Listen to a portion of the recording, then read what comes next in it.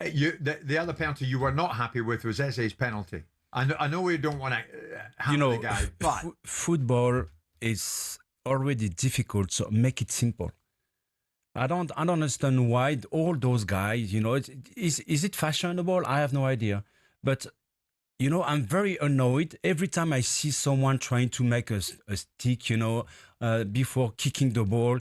He stopped the run and then all of a sudden do something. Why don't you do a push-up before you take your change? I mean, just go until the limit. But, he stopped twice.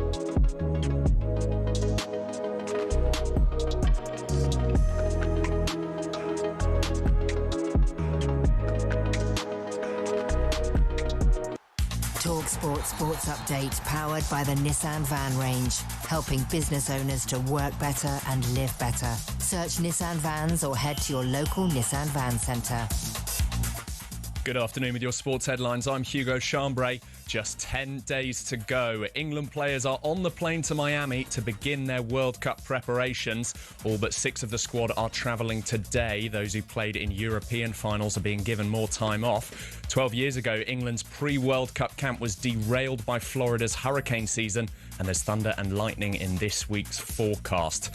Elsewhere, James Milner says it's the friendships he'll cherish above all else. He's retiring after a record-breaking 658 Premier League appearances over 24 years. So what's next for Milner? talkSPORT's chief football correspondent Alex Crook says a career in management beckons. I'm told at the moment there aren't any plans for him to get a coaching role at Brighton, but you've got to think, when you look at his character, there's a coach in there, isn't there? While Kevin Keegan has revealed he has stage 4 cancer, the former Newcastle star says he wants to say goodbye to the club properly. The 75-year-old won 3 First Division championships, 2 UEFA Cups, 1 FA Cup and a European Cup at Liverpool. Now, former Arsenal midfielder Emmanuel Petit told White and Jordan people don't realise how hard it is to take a penalty in a major final. Do it after a Champions League final, at the end of the season, after with the heat, with the pressure, you're tired, and you don't see the same things, when you arrive, and you feel the pressure, So I'm pretty sure that Eze felt it, On that stuttered run-up, Petit says, why make top-level football harder than it already is? And Hull FC's Tony Sutton's called John Keir a true rugby league man through and through following his death at the age of 71. Keir coached at Hull, Wakefield, Bradford and England. There's more at talksport.com. talkSPORT News. The UK won't have to pay Rwanda millions of pounds over the collapsed asylum agreement, and disruptive plane passengers could find themselves banned from flying by all airlines. Emma has more at past. talkSPORT weather with QuickFit. You can't trust the weather right now, but you can always trust Pirelli tyres. In stock now at your local centre. Visit quickfit.com and book today. Rain moving eastward across the country. The rain's heavier in the west, turning unsettled this week. Get ready to get the ultimate football fan winning feeling with talkSPORT Win. Because this summer, you and a mate could be jetting off to watch England versus Croatia live at the FIFA World Cup 2026 in Dallas, including tickets, flights, accommodation and more, courtesy of Adidas. Go to talksport.com/win to enter now, and you could be soaking up the incredible atmosphere at the FIFA World Cup 2026. For the chance to win every football fan's trip of a lifetime, enter now at talksport.com/win.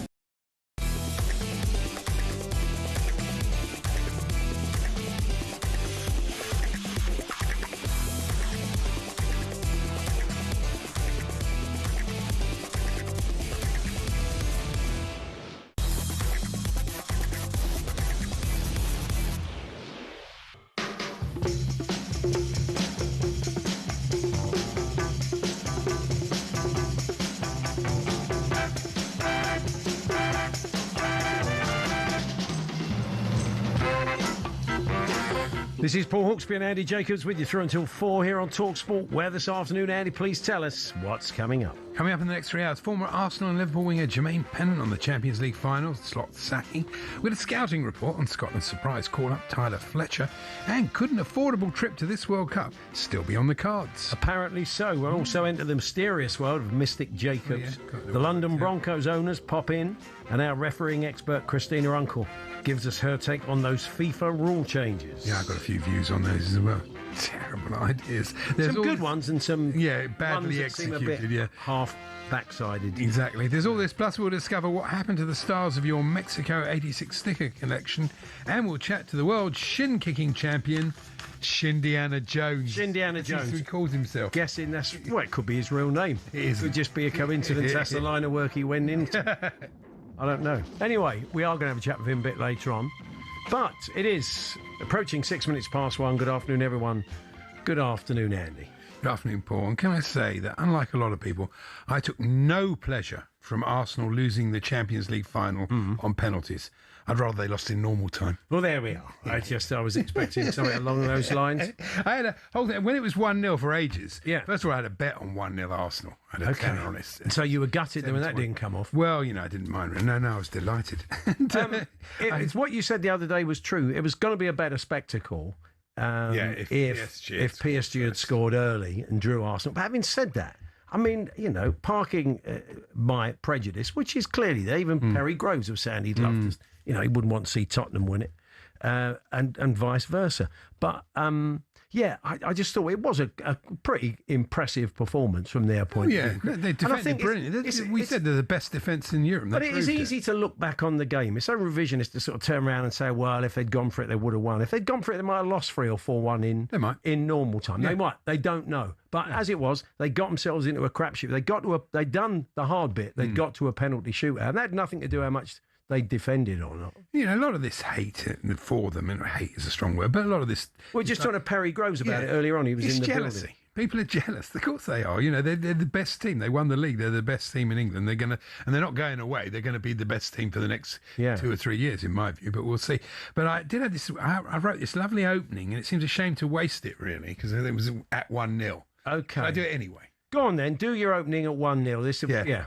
Good afternoon, Paul. Good afternoon, everyone. I'm coming to you live from the beautiful city of Ulaanbaatar, Outer Mongolia, where I'm delighted to say that no one with an Arsenal shirt is within 5,000 miles of our hotel. You say that. I bet there would have been at least 3 or 4. DH Gate do go that far. I saw people around my way over the weekend who I didn't even know liked football, let alone supported Arsenal. I know. And they were in the shirts. Yeah. Although that's one way to build a fan base. Like Perry says, it's 22 years since they won the league. You can't blame them for celebrating. I'm not blaming them for them. There's no celebration policing. Me neither. There were some odd things in the match, though.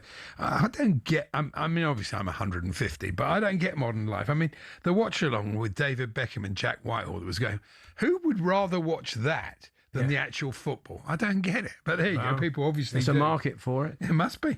It seems mad though, but there we go. I'd like to. They should watch a Chelsea game with you, but it would come with a kind of Tarantino-esque language warning. Really, no, I'm different now. I've got my expectations are so much lower. Yeah, you say that. No, they are. Now, talking of which, you said you feel Arsenal are going to dominate next season. Oh yeah. So you decided this weekend. Well, during the game, really. Oh, during the game. Well, because there's a lot of time to think. It wasn't exactly a cracker. No, it wasn't. Yeah, I mean, it wasn't a game you couldn't take your eyes off of. But tell us more. I was a bit confused. I've just seen my notes here. UEFA boss Alexander Chefrin, who looks like Tom Watt with the Arsenal directors, was very confusing. Yes. I thought they'd invited Tom to the match. Could have done, yeah. No. What have I got here? Where is it? I mean, basically, Arsenal are clear favourites for next season. So this is Mystic Jacobs looking at what's going to happen next season. I think how it's going to finish. I think United will be their nearest challenger. I think they're going to spend 250 million. A very good forward line. I see.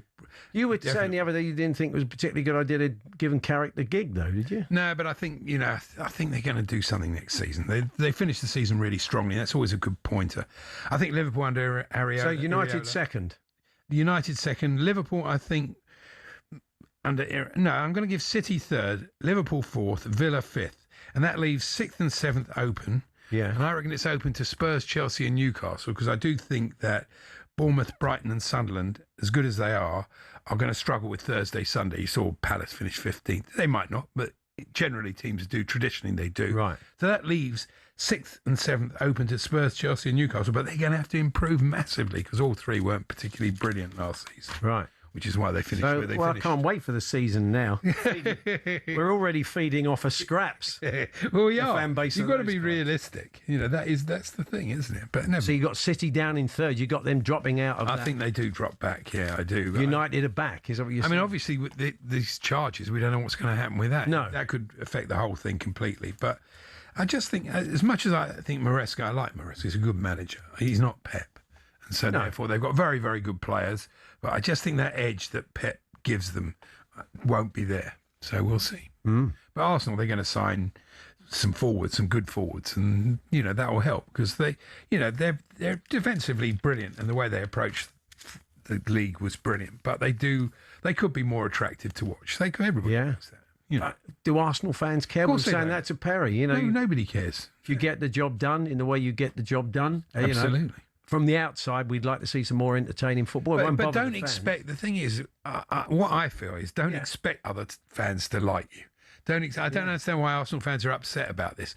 Surely they should be thinking, well, the fans are jealous of us. That's why they're like this. I just spent last month until last Sunday afternoon with the whole country wanting us to go down. If you kind of looked online, people were getting in touch with me. The Everton Spurs game, and it was where you're going to be watching the game. And it was all Everton fans. The whole country was an Everton fan looking for them to do us. It's true. But you maybe feed off of that. But Perry was saying he thinks the Arsenal fan base has been really galvanised by it, and they're a bit, no one likes us, we don't care. Well, fine, it doesn't make any odds. Does it? You don't have to be loved to win stuff, do you? And Schadenfreude is what drives football supporting. Everybody knows that. So don't expect Arsenal fans for everybody to think you're wonderful and beautiful and should feel the same way you do. They're not going to. You wouldn't. No. And they're not going to. In the same way that, we feel about I've heard a lot of people on talkSPORT sort of moaning about, the fact that Arsenal aren't appreciated and all that. It's never going to happen, is it?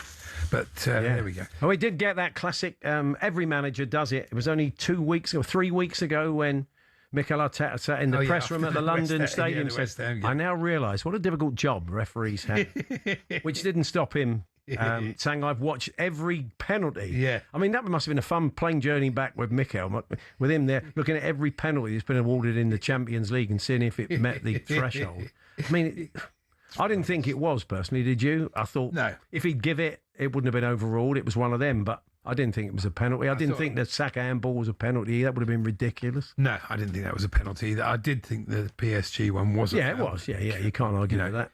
But look, it is frustrating. I know after the cup final, I was really upset about the Hato one, which I thought was a clear penalty, but it wasn't given. You have to accept it. What can you do? We'll get the thoughts of Jermaine Pennant. It's 2 for 1 with Jermaine today. He played for Liverpool and Arsenal. So we get his thoughts on the performance, what he made of it, and also Arne Slot going on the classic good day to bury bad news story, wasn't it, really, from a Liverpool point of view. And Iraola incoming by the look of it, which it looks on the face of it a great signing. But Jermaine's take on that, we're going to find out more about Tyler Fletcher, one of our seasoned Manchester United watchers, knows a bit more about him than we do, so will be joining us. An affordable World Cup. Kieran Maguire, football finance expert, has been checking out the World Cup ticket prices, and they are falling, relatively speaking, through the floor. Yeah. So as you get closer to start doing well, and then they'll be going back through the ceiling. That's England games. If you just want to go and have a bit of a party and watch some matches, you can. I mean, you couldn't even do that relatively cheaply a few weeks ago. No, but it looks like increasingly you can. Although Kieran has got some stuff to say about the FIFA ticketing website, which looks a bit 1986 for some reason. Talking of which, a new book takes you back to Mexico '86. And some of the stars of your sticker collection, if you're of that sort of age. We'll get some Arsenal reaction to the game. We'll also be joined by the owners of London Broncos, the Rugby League Club. They'll be popping in to see us today, and all manner of other stuff between now and 4. You can get in touch, give us your take on Mystic Jacobs' predictions earlier on. talksport.com, text 81089, tweet TSH and J 03717223344. Jermaine Pennant to kick us off. We're here with the Toolstation Trade Club. You get 10% off all electrical and lighting products when you buy cables and flexes. First stop, Toolstation.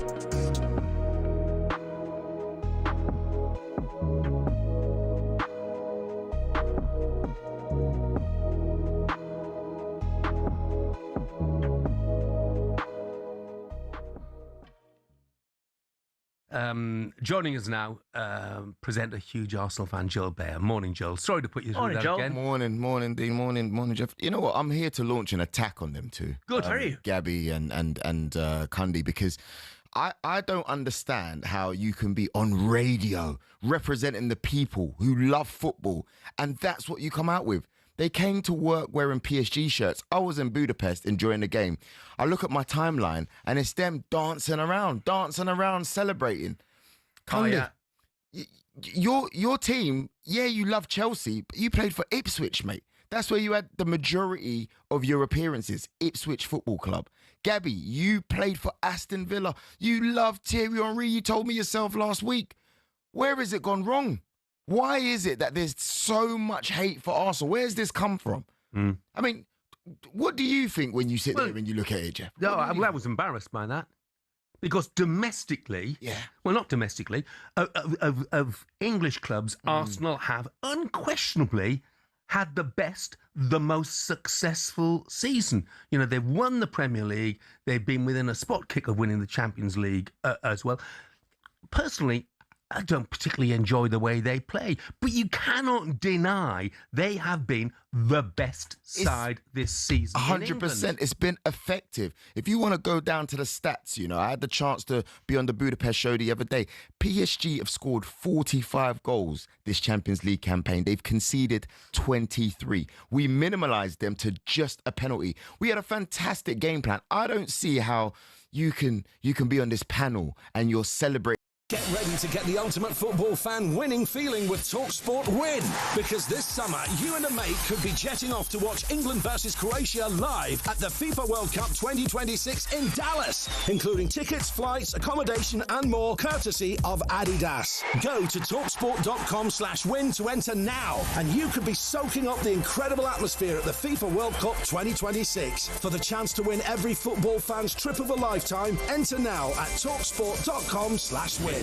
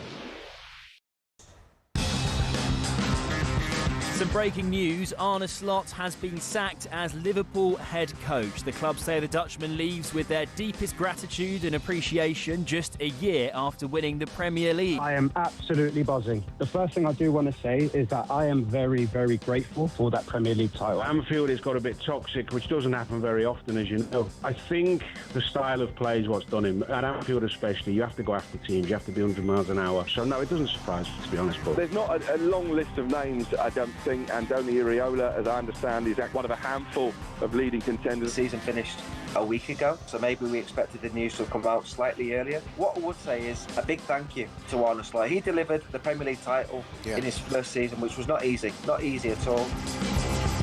So maybe we'll kick off with the news out of Anfield, because our next guest is a regular on the Inside Liverpool podcast here on talkSPORT, but he played for Arsenal as well, so we get his Champions League take in a moment. It is former Liverpool winger Jermaine Pennant. Hi, Jermaine. Good afternoon, gents. So, yeah, I mean, look, though it broke, it was a bit of a bombshell, because the kind of feeling was they may have done it earlier. Were you expecting that Slot news? I think a bit of both, really. I was like, I'll be shocked if they don't, but I understand that Liverpool don't really sack managers, and he did have the Premier League, in the back pocket, so he had that going for him. But if you look at the whole of the results in the season, I was just I didn't understand how they'd be able to keep that going next season with him in charge, even though the year before that he won the Premier League. You're only as good as your last game, and as a manager, it will be like your last season. So, the outcome, not surprised, but I was surprised that it happened. Yeah, I mean, when you start sort of falling out with major players and they start criticising you, that's never a good thing. So we don't know what went on behind the scenes, but you have to imagine that the players weren't happy with him. No, 100%. When you got Mo Salah, the legend that he is, he didn't throw Arne Slot under the bus. He didn't say, for me anyway, he didn't say anything that wasn't factual. It was actually the truth is like they're not, working hard enough. They're not being exciting. They're not being, chaotic, energetic. And that's what we've seen throughout the season. And the standards that Liverpool has set, we wasn't seeing none of those. So they were just saying we need to get back to that, what Liverpool were. And then when you've got 15 players coming out and liking that message, that says a lot. That says a lot. That says ultimately the whole squad agrees with you, Mo. We are not playing the style, the tactics, the philosophy is not what we're used to. And so Iraola looks like he's coming in. Are you excited by that prospect, Jermaine? Yeah, I am. If you look at what's out there, I think what teams now need to start doing is whoever's the successful, like Pep now, for example, Man City when he leaves, they need to find the nearest thing to Pep Guardiola as style of football. So when we lost Klopp, we tried to find someone as similar as Klopp, and we got a slot in where his possession-based football was a little bit too much West and then what Klopp was. Areola, I like him. He's on the front foot. He's aggressive. He likes to close down from the front, back to front. And if you look at the teams that he's played against, Man City, they didn't beat them at Bournemouth. Went to the Emirates, beat Arsenal. But they didn't play low block. They went there and gave it a go. And we said, okay, we know you're a great team, but we are going to make it difficult for you. We're not going to sit back and let you dictate play and sit in our half and try and out muscle us everywhere. They said, no, we're going to fight. We're going to go at you, make you defend as well. And I think that's what Liverpool need. And I think for that in itself would be a good fit. What about the difference, though, between managing Bournemouth and managing Liverpool? Well, it's massively different. I was just going to mention Thomas Frank because the career trajectory is pretty similar. A smaller club, with respect, as they say, with a really good support network in place and a really good structure upstairs. And Thomas Frank walks out of that into Tottenham, finds it's completely different, and he's kind of swallowed up by it. There is always that danger, isn't there? There is that danger, but if you look at where Tottenham have been, they've been nowhere near it. I don't think you could have put Pep Guardiola in there. I don't think you would have got a better tune out of them, really. Yes, they have escaped relegation, but by the skin of their teeth. So, yes, manager makes a massive difference, but also your squad, their heart, do they want to fight? And I think this Liverpool team have shown that. They haven't been fighting relegation. They haven't been 17th, 16th over the past 3 years, 2 years. They've been up there fighting for the Premier League. So I think all they need, they've got the tools and the fundamentals there. They just need to be managed and with the right DNA and philosophy to do well and play players in their strong positions would help. Now, let's talk a bit about Arsenal and say all the fallout really from the game is, should they have gone for it more, or did they choose effectively the right tactics and they got themselves to a penalty shootout where anything can happen, playing the way they did, playing to their strengths, not trying to go toe-to-toe with PSG? What did you make of it, Jermaine, as a former Arsenal player? I didn't think they would go toe-to-toe because they would have got outrun, but I didn't see that much of a defensive show. As in, when you're talking about you're one of the teams that's less possession in Champions League history in the final of history of football. That's shocking. As in to say that you're the Premier League champions elect and you want to go on to be the best in Europe, but yet you've got one of the worst possession based in a cup final. I think there could have been a little bit more, but then people say, "Hold on, we got to a penalty shootout, so we've done well." But to go 120 minutes and have one shot on target. you're not going to win the game. You're not going to win a game. Well, you are, aren't you? In a penalty shootout, it's got Yeah. nothing to do with how much possession you've had in 120 minutes. It's about the quality of penalty taking and your goalkeepers. That's, isn't it, effectively? It is, but that's their game plan. Their game plan wasn't going to go, we're going to try and beat you. It was, if it weren't for the early goal, then, which was a bit of an accident of a goal, came out of nowhere. Apart from that, PSG didn't look really threatened. And I just think if you're going to be Europeans' best, you've got to put on a better performance. But like you said, people say it was great management. It was great tactics, as in we made it difficult for them. But you're playing against a team like PSG, they will create chances like they did. They will get a chance. There's no way for 120 minutes you could be completely solid and block out a team like that. Although they have got one of the best defence in Europe, Arsenal, I just thought they should have maybe gone for a little bit more. You've got Saka, who had no chances created, no shots on target, no dribbles managed to get past. He was playing ultimately right back for the whole of the game. Yeah. You look on the other side, Trossard, he was playing left back. That's not Arsenal. That's not Arsenal.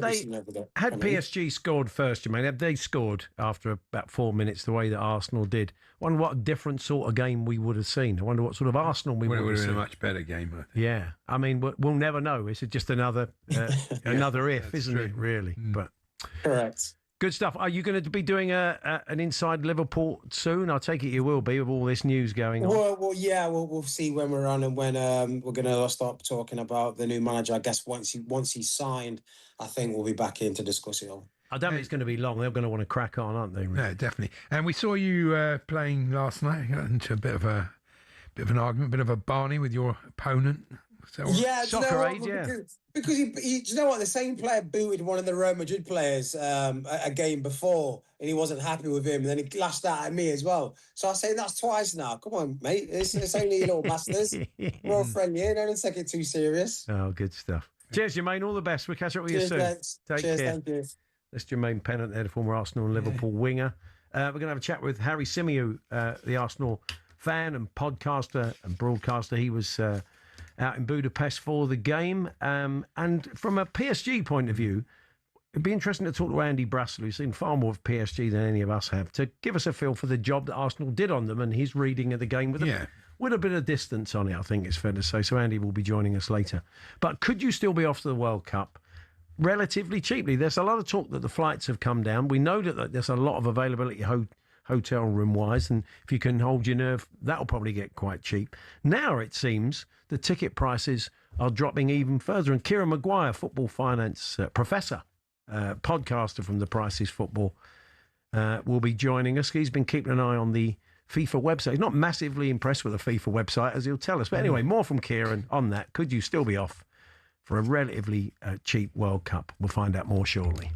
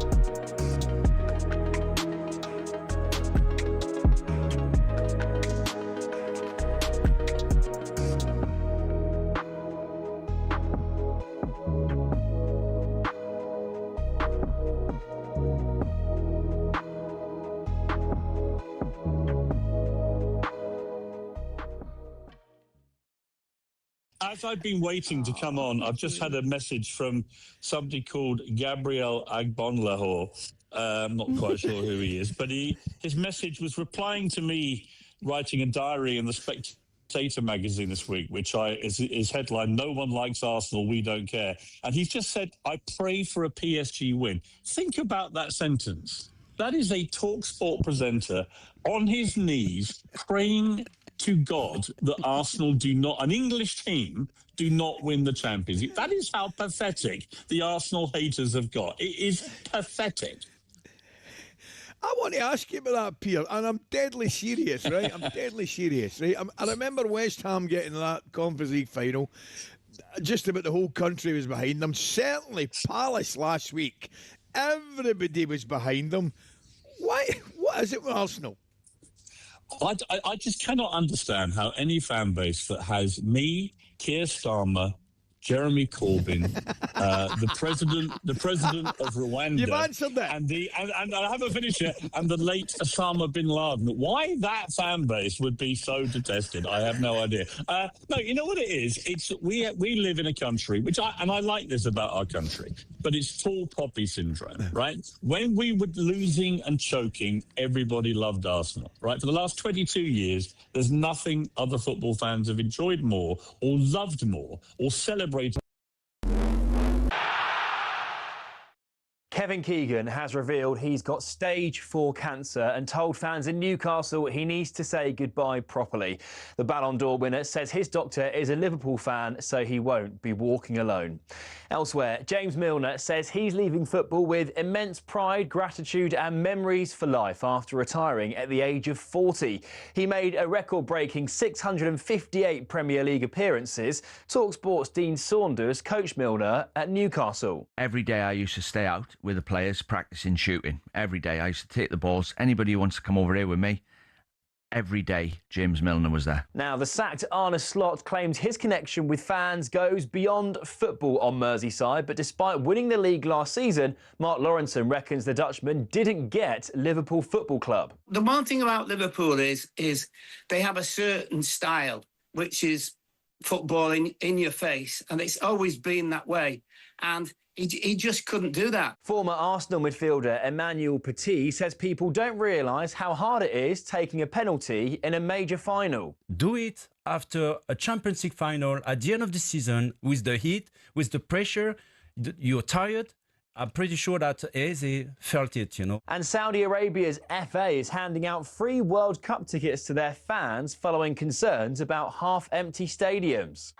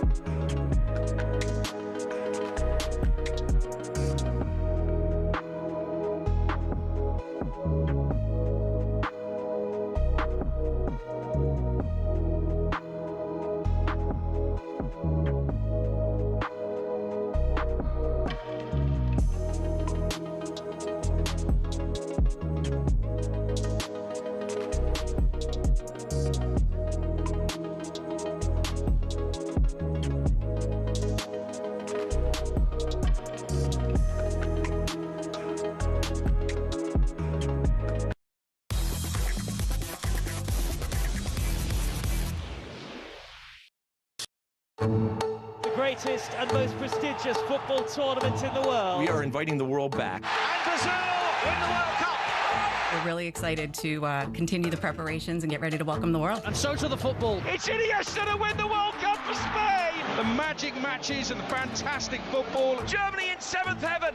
Brazil in footballing hell. And France are the World Cup winners in 2018. Anyone could win this World Cup. Mbappe has a hat-trick. He has his place in history. To all the French team, we love you, and we're going to come back in 4 years. Now, 25 yards out, right of centre, left-footed corner! Oh my goodness! Harry Kane attacking it. Stoops, conquers, and England leads. I think everything is possible, but we have to make it possible.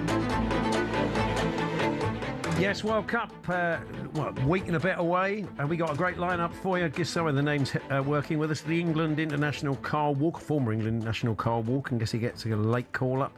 Manu Petit, heard from him earlier on, World Cup winner. David Moyes, the Everton manager. Fabian Hersler, the Brighton manager. Jimmy Floyd Hasselbank, former Dutch striker. Brad Friedel, from a USA keeper. And refereeing expert Christina Uncle, who we're going to be hearing from on this show a little bit later on. So cracking lineup for you. All 104 matches taking place in America, Canada and Mexico. For the first time ever, you can listen to talkSPORT's coverage on TikTok and YouTube. And you were probably thinking, it's too rich for my blood, this World Cup. Can't afford it. Tickets are mad. Flights are mad. Hotels are ridiculously expensive. But maybe there could be a little chink of light for you on that. Though after this conversation, I've just had a text from Chris in America, and he has a slightly different view. But let's go through this first. Well, look, no, this is no more scientific than following Professor of Football Finance, Kieran Maguire, and seeing him. He's been taking a look at the FIFA ticketing website and has seen prices heading south. I don't know if that's a trend or it was just a bit of a one-off. Let's find out. Good afternoon, Kieran. Morning, guys. Afternoon, guys. Congratulations on the professorship. I take it Kevin Day on The Price of Football is calling you prof now, is he? He's giving me a lot of stick, and rightly so. I think you should definitely wear a white coat for the podcast when you're next on. So, yes, I saw you checking out some of the ticket prices. I also saw you probably less than impressed with the quality of FIFA's ticketing website. You thought it was a bit, you said, ZX80. Well, yes. Every time I go there, and I pop on sort of 2 or 3 times a week, you get error messages. You get 2 check digits when you should only get 1, and so on. But eventually, they'll let you through to the pricing arrangements.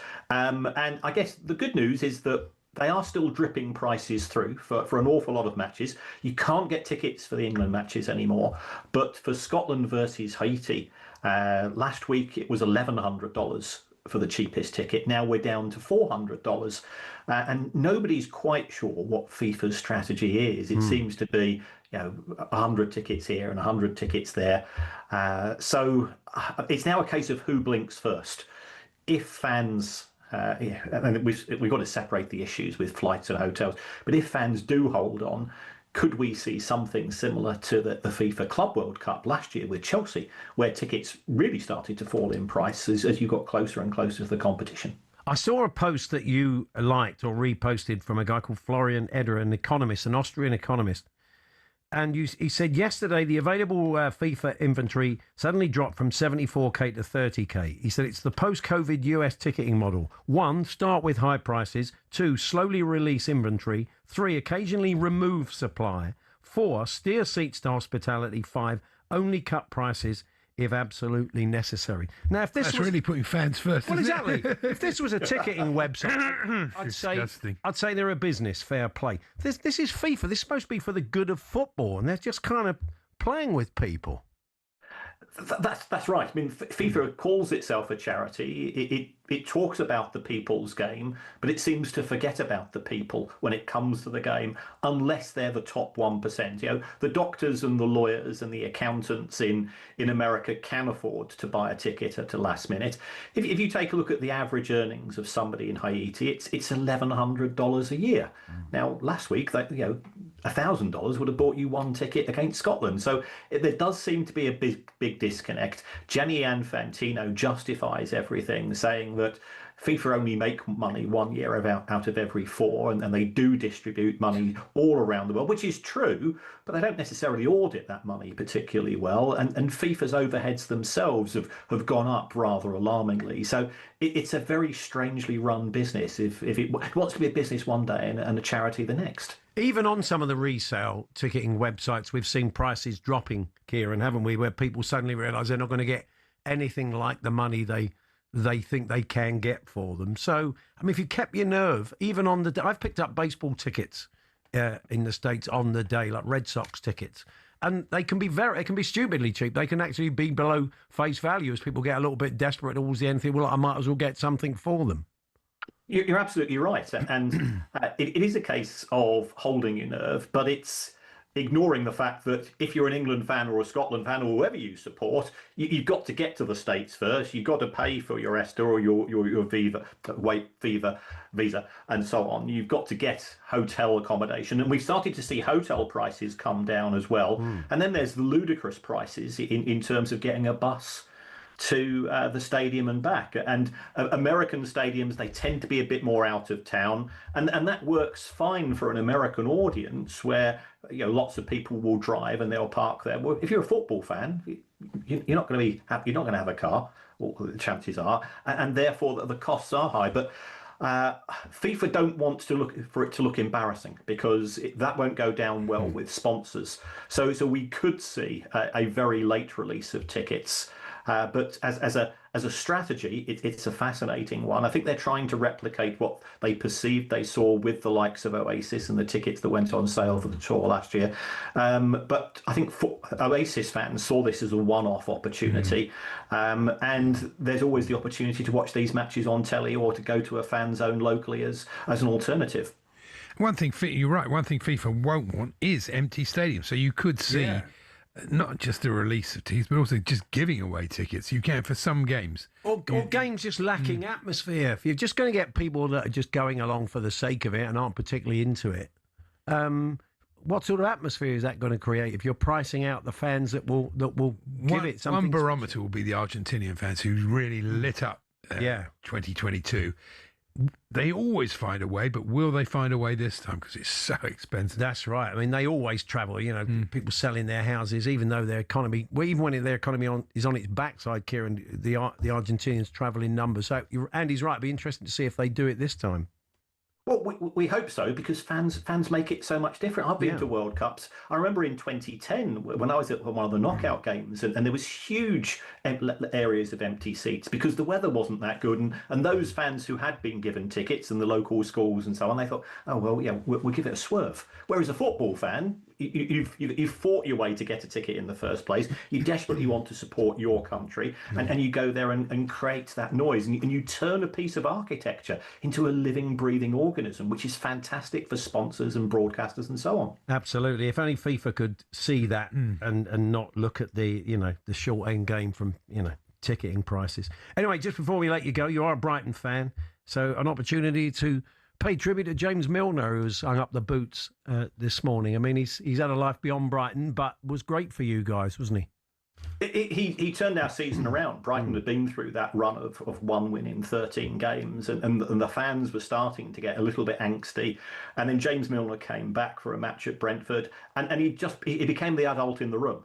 Brighton are in Europe partly due to his efforts. But he's been a magnificent servant for all of his clubs. Yeah. And the thing that really interests me, or really impresses me, is that you speak to guys in football. I teach footballers. Everybody says the same thing about him. He's the consummate professional. He's got time for everybody. He wants to make other players better as well. And he's a complete credit to himself and his profession. Good to talk to you, Kieran. Thanks very much. Thanks, Kieran. Cheers, guys. You can catch Kieran on the Prices Football podcast with our old pal Kevin Day, wherever you get your podcasts. And Kieran now a professor, the first ever professor of football finance. That's good, isn't it? Yeah. Here's our man on the ground, Chris, in America. He says, I'm trying and hoping ticket prices for England v Panama will come down. Yeah, as Kieran just said, it's not going to, England tickets are difficult, aren't they? Attached is the current prices on the FIFA site. I'm going to be patient and hope they go down even further. Sadly, it might actually be cheaper for me to see England play in the UK during 2028 Euros. Including the flights to England? Yeah, than it is to see them 2 hours from my house. Madness, he says. That's nuts. It's not what FIFA's remit should be. To hear a kind of economist cynically break down the way they've managed the ticket market. It can't have been like this in '94. It can't have been. It must have just been tickets just got sold in the normal way, didn't they? I mean, yeah, I only went over towards the end of it, and I don't know. I wasn't there as a fan, but maybe somebody can tell us. If you were out there in '94 as an England fan or just watching games. I know Danny Kelly was out there, wasn't he, with Danny Baker watching matches. So talksport.com, text 81089 to TSH and J 03717223344. Let us know, was it different last time it was in the States? I mean, it was a very long time ago. Andy Brassell's going to join us. We've not really talked about PSG. All the fallout effectively has been around Arsenal and the way they approached it, etc., which we will come back to later. But it'd be interesting to get Andy's take on the way Arsenal took on PSG and how he read it with a bit more distance That's coming up shortly. We're here with our good friends at Tool Station. First stop, Tool Station.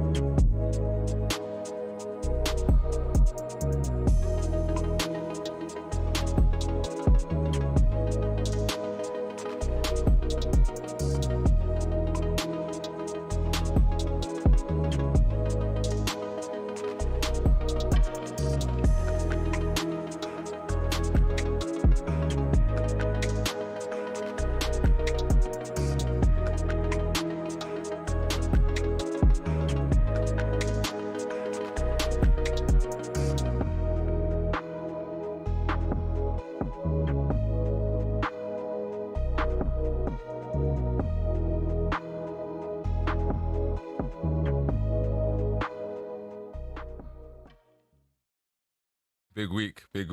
Come on. Big week. Can I get congratulations? Happy for you. Congratulations. Thank you See, very much. do you know I'm how not sour, pathetic man. this is? You got a Tottenham fan sort of celebrating. You can't celebrate. You come in Straight in.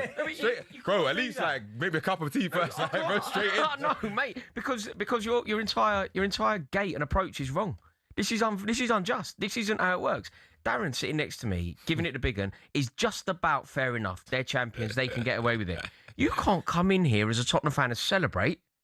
You've got to celebrate. You're smiling. Where did you finish? What did you celebrate? Where did you finish? I'm not celebrating. Where did you finish? No, we finished mid-table. I'll put something to you. We had the same season as you.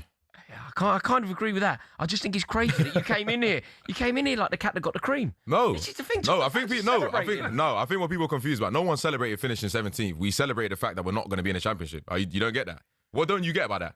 No one wants to be 17th, but once we're in a relegation fight, you want me to be upset that we're staying up, bro? I'm happy, bro. I think it's shameful that you can find anything to celebrate at the moment. And this is the thing that Tottenham fans are doing. They're sort of going, we kind of won. We won. We succeeded. We made it. Like, no, you lost.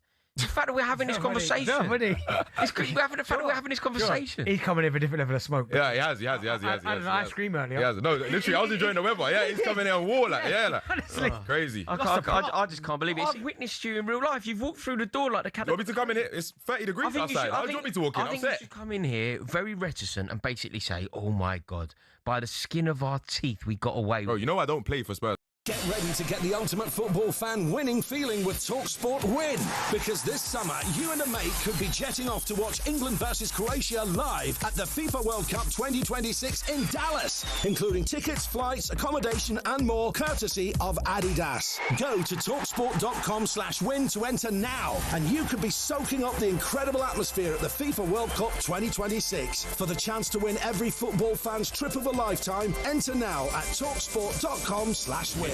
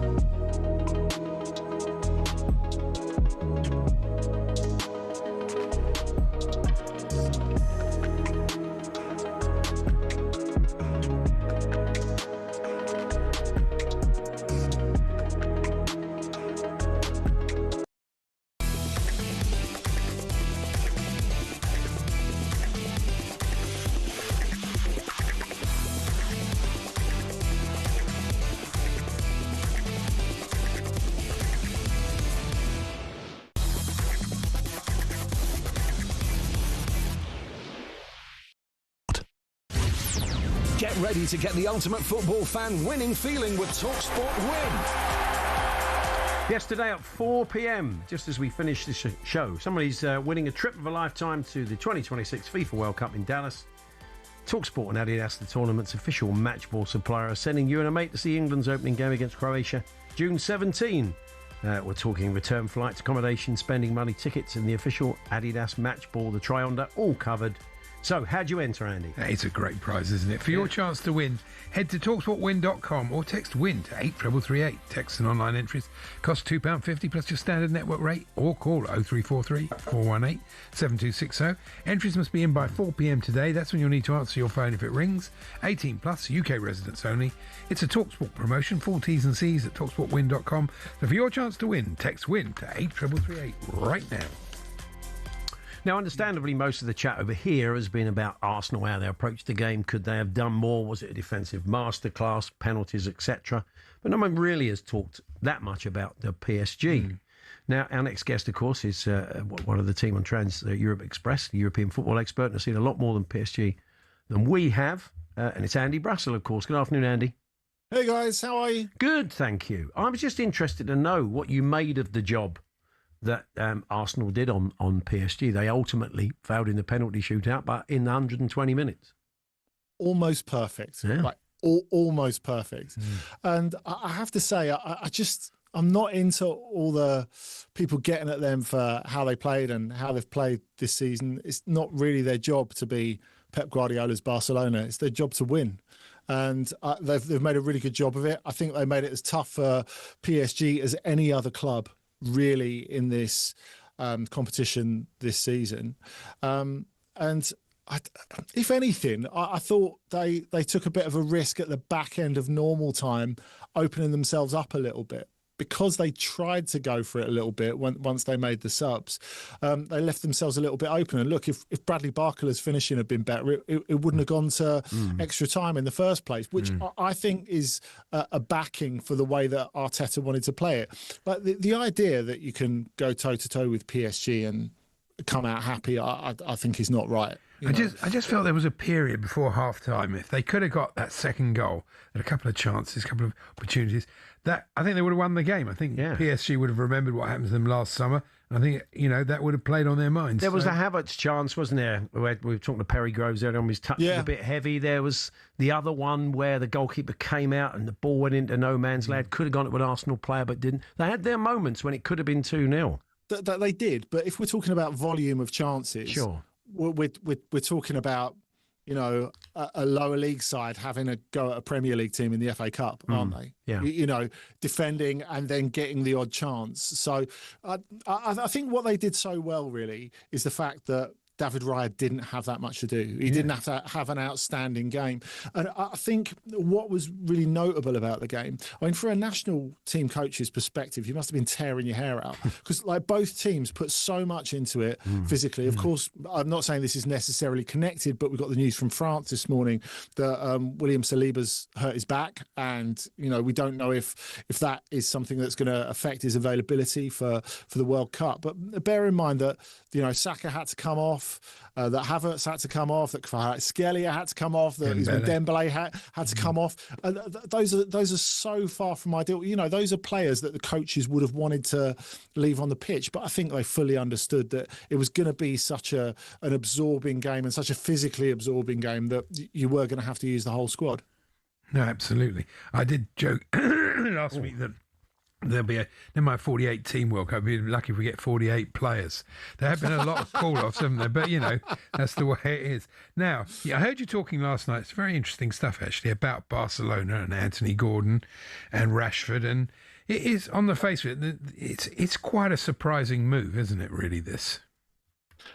I don't get it, to be honest. Part of the reason I don't get it is because I know it's been a very amicable split between Newcastle and Anthony Gordon. A part of that is it feels like fairly replaceable, dare I say. I'm not saying Harvey Barnes is the same player as him, but I think the fact that Harvey Barnes has had a brilliant season, one of the few bright spots for Newcastle, has probably made it an easier pill to swallow. Go back to the start of the season and we've talked about Anthony Gordon's adaptability, and that's why he appealed to Bayern, and that's why he appealed to Barcelona as well. He didn't look like he knew what he was doing as a centre forward at the start of the season. Now, having said that, the counterpoint to that is we know he can press excellently. We know he's younger than Rashford. We know he's developed as a more central striker over the season. So, and if you're Hansi Flick, you would back yourself to develop him further, because that's what he does with players, and he does it better than pretty much any coach in European football. But I think Barcelona, who have been saying like they've got more money to spend than in previous years, great. You know, they still don't have a bottomless pit of money. And from their perspective, you don't really want them to go back to the time when they were spending loads on Felipe Coutinho and Antoine Griezmann and Ousmane Dembélé, actually massive moves that didn't come off and they ended up paying for absolutely ages. Rashford would have been the more low-cost option. And I know people will talk about the wages, but he was never earning the same wages at Barcelona as he was at Manchester United, and he knows how to do that role. I mean, I don't know about you guys. I don't see Gordon walking straight into that Barcelona 11. No, it's interesting for England who starts, whether it's him or Gordon or Rashford. I mean, from Rashford's point of view, I think he's done well enough to alert some other big clubs around Europe. I've heard talk about Bayern. I mean, they've got pretty good coverage in that area, but I mean, it's not been a bad shop window for him, although he'll be absolutely gutted because it seemed he was very keen to stay at Barcelona. Yeah, he was. And do you know what? He's given so much. And given that we have spent, and I mean English Football Society, has spent the last couple of years talking about Marcus Rashford's supposed attitude. His attitude, like on the field, has been absolutely spot on. You know, he went in there knowing he was back up, never complained about it, worked on the role perfectly, did everything they needed of him, and really great numbers as well. So I think it's really hard to complain. But what I thought was quite interesting, and maybe again this factors into the Anthony Gordon decision, is Hansi Flick about halfway through last year, he said something that I think really reflected on a possible issue of focus rather than necessarily effort. He said Marcus is like one of the best players in the world on his day, but sometimes he comes into training, his head's just not there, which I thought was quite interesting, really. So it wasn't so much a diss as, right, how can I improve him? Like thinking out loud. But I guess that's something. Like this isn't to do with his reputation over the last couple of years or anything. This is a coach who's worked with him really closely, saying, "Yeah, this is my 5% of doubt on him," or whatever. So maybe that's something that lingers over it. I think the Manchester United wages are obviously something that still hangs over his head, even though clearly, you know, players in general know the world has changed, and for all but the absolute elite, those sort of wages don't really exist anymore. PSG don't pay those sort of wages anymore, for example. Andy, thanks as always. We will catch up with you soon. All the best. Thank you. Andy Brassel, the European football expert, with his thoughts on PSG and Marcus Rashford. It's going to be very interesting. I mean, very impressed with the Spanish, though. I think everybody was. He'd probably been putting the work in. Oh, yeah. Well, Anthony Gordon. There's a lot, doesn't it? Yeah. He said, I learned because I always dreamed that one day I'd join the club. Yeah, good for him. It's a great move. Brilliant. Yeah, oh, absolutely. Yeah, very exciting move from his point of view. So, still to come, we'll continue talking Arsenal. Broadcaster, Arsenal fan, podcaster Harry Simi, who's going to pop in and see us relatively fresh from Budapest and the parade yesterday. Yeah. We'll go back to the sticker collection from 1986 in Mexico, the Heroes of 86 book, or kind of where are they now from that iconic collection, and lots more besides. You're going to be looking at some of those FIFA rule changes with Christina Uncle, the refereeing expert, or you'll hear a fair bit from Christina during the World Cup here on talkSPORT as part of our team.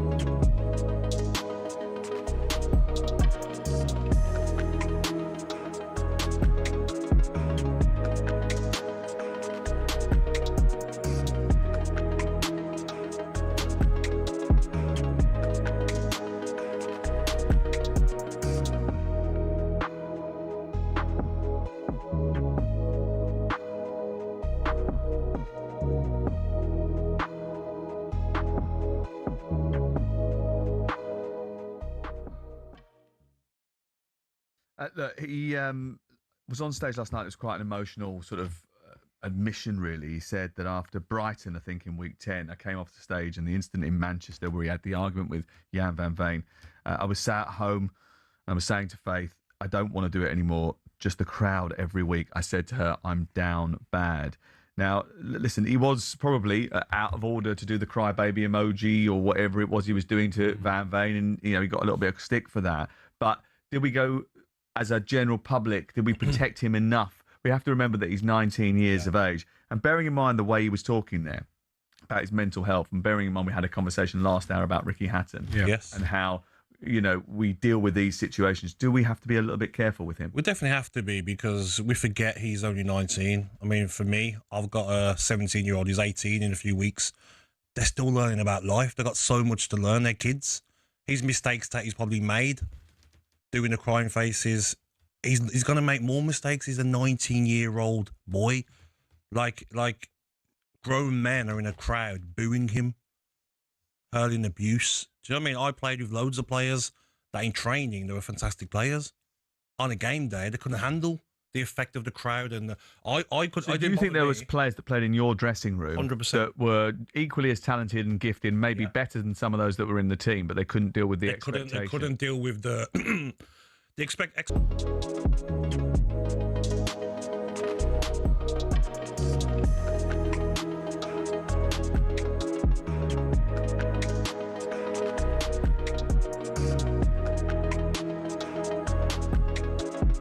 talkSPORT Sports Update, powered by the Nissan van range. Scoring a winning hat-trick of performance, payload and price. Search Nissan Vans or head to your local Nissan Van Centre.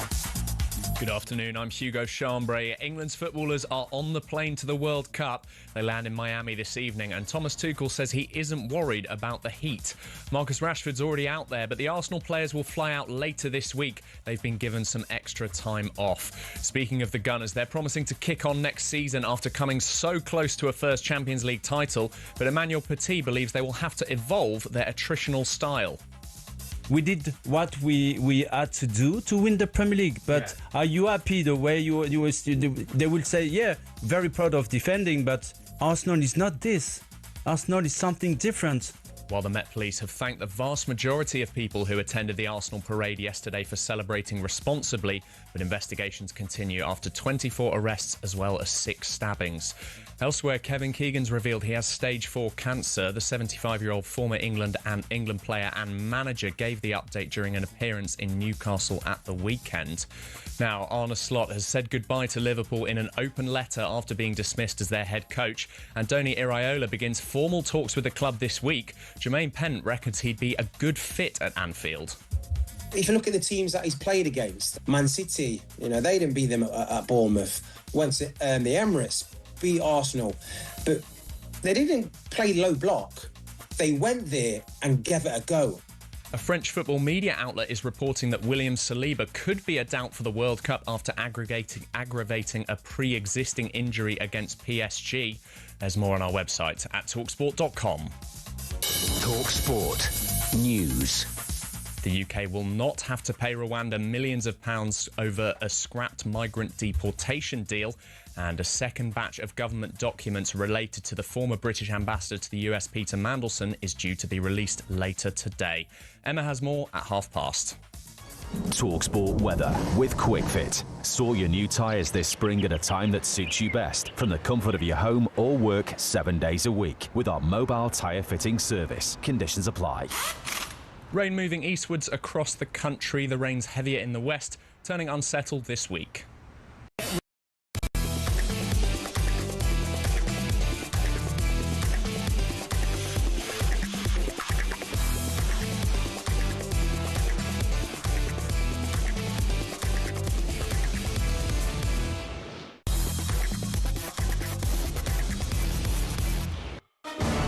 Power on talkSPORT. With Paddy's Super Sub, your new bet rolls over to the new player coming on. T's and C's and exclusions apply. 18 plus, begambleaware.org.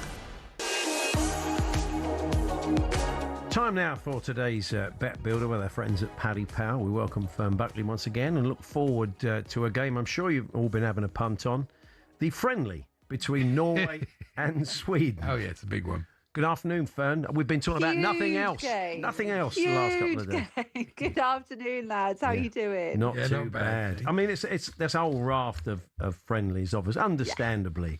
And the difficult thing with these, of course, is that you don't quite know who's going to play, but Yeah, you do have the It's an opportunity for people to get run out, isn't it, before everything kicks off in a couple Yeah. of weeks' time. So interesting what we're going to see. A lot of subs and everything. Some will need it more than others, but you do have Yeah. your your sort of sub policy, don't you, in the bet builders with Paddy?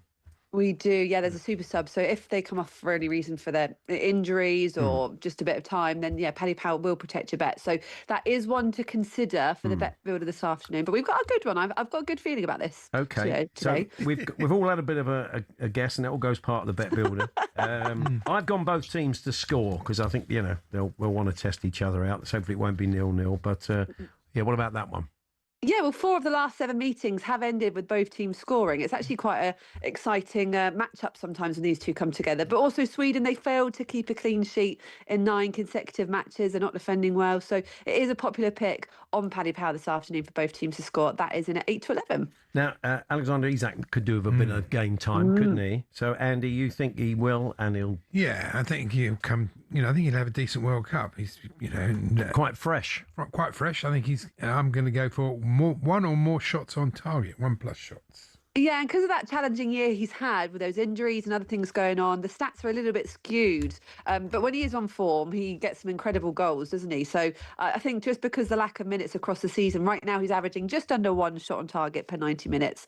But he is a popular pick again. He's up there for lots of different things, for scoring goals, for shots on target. But for 1 or more in hours, that's in at 2-5.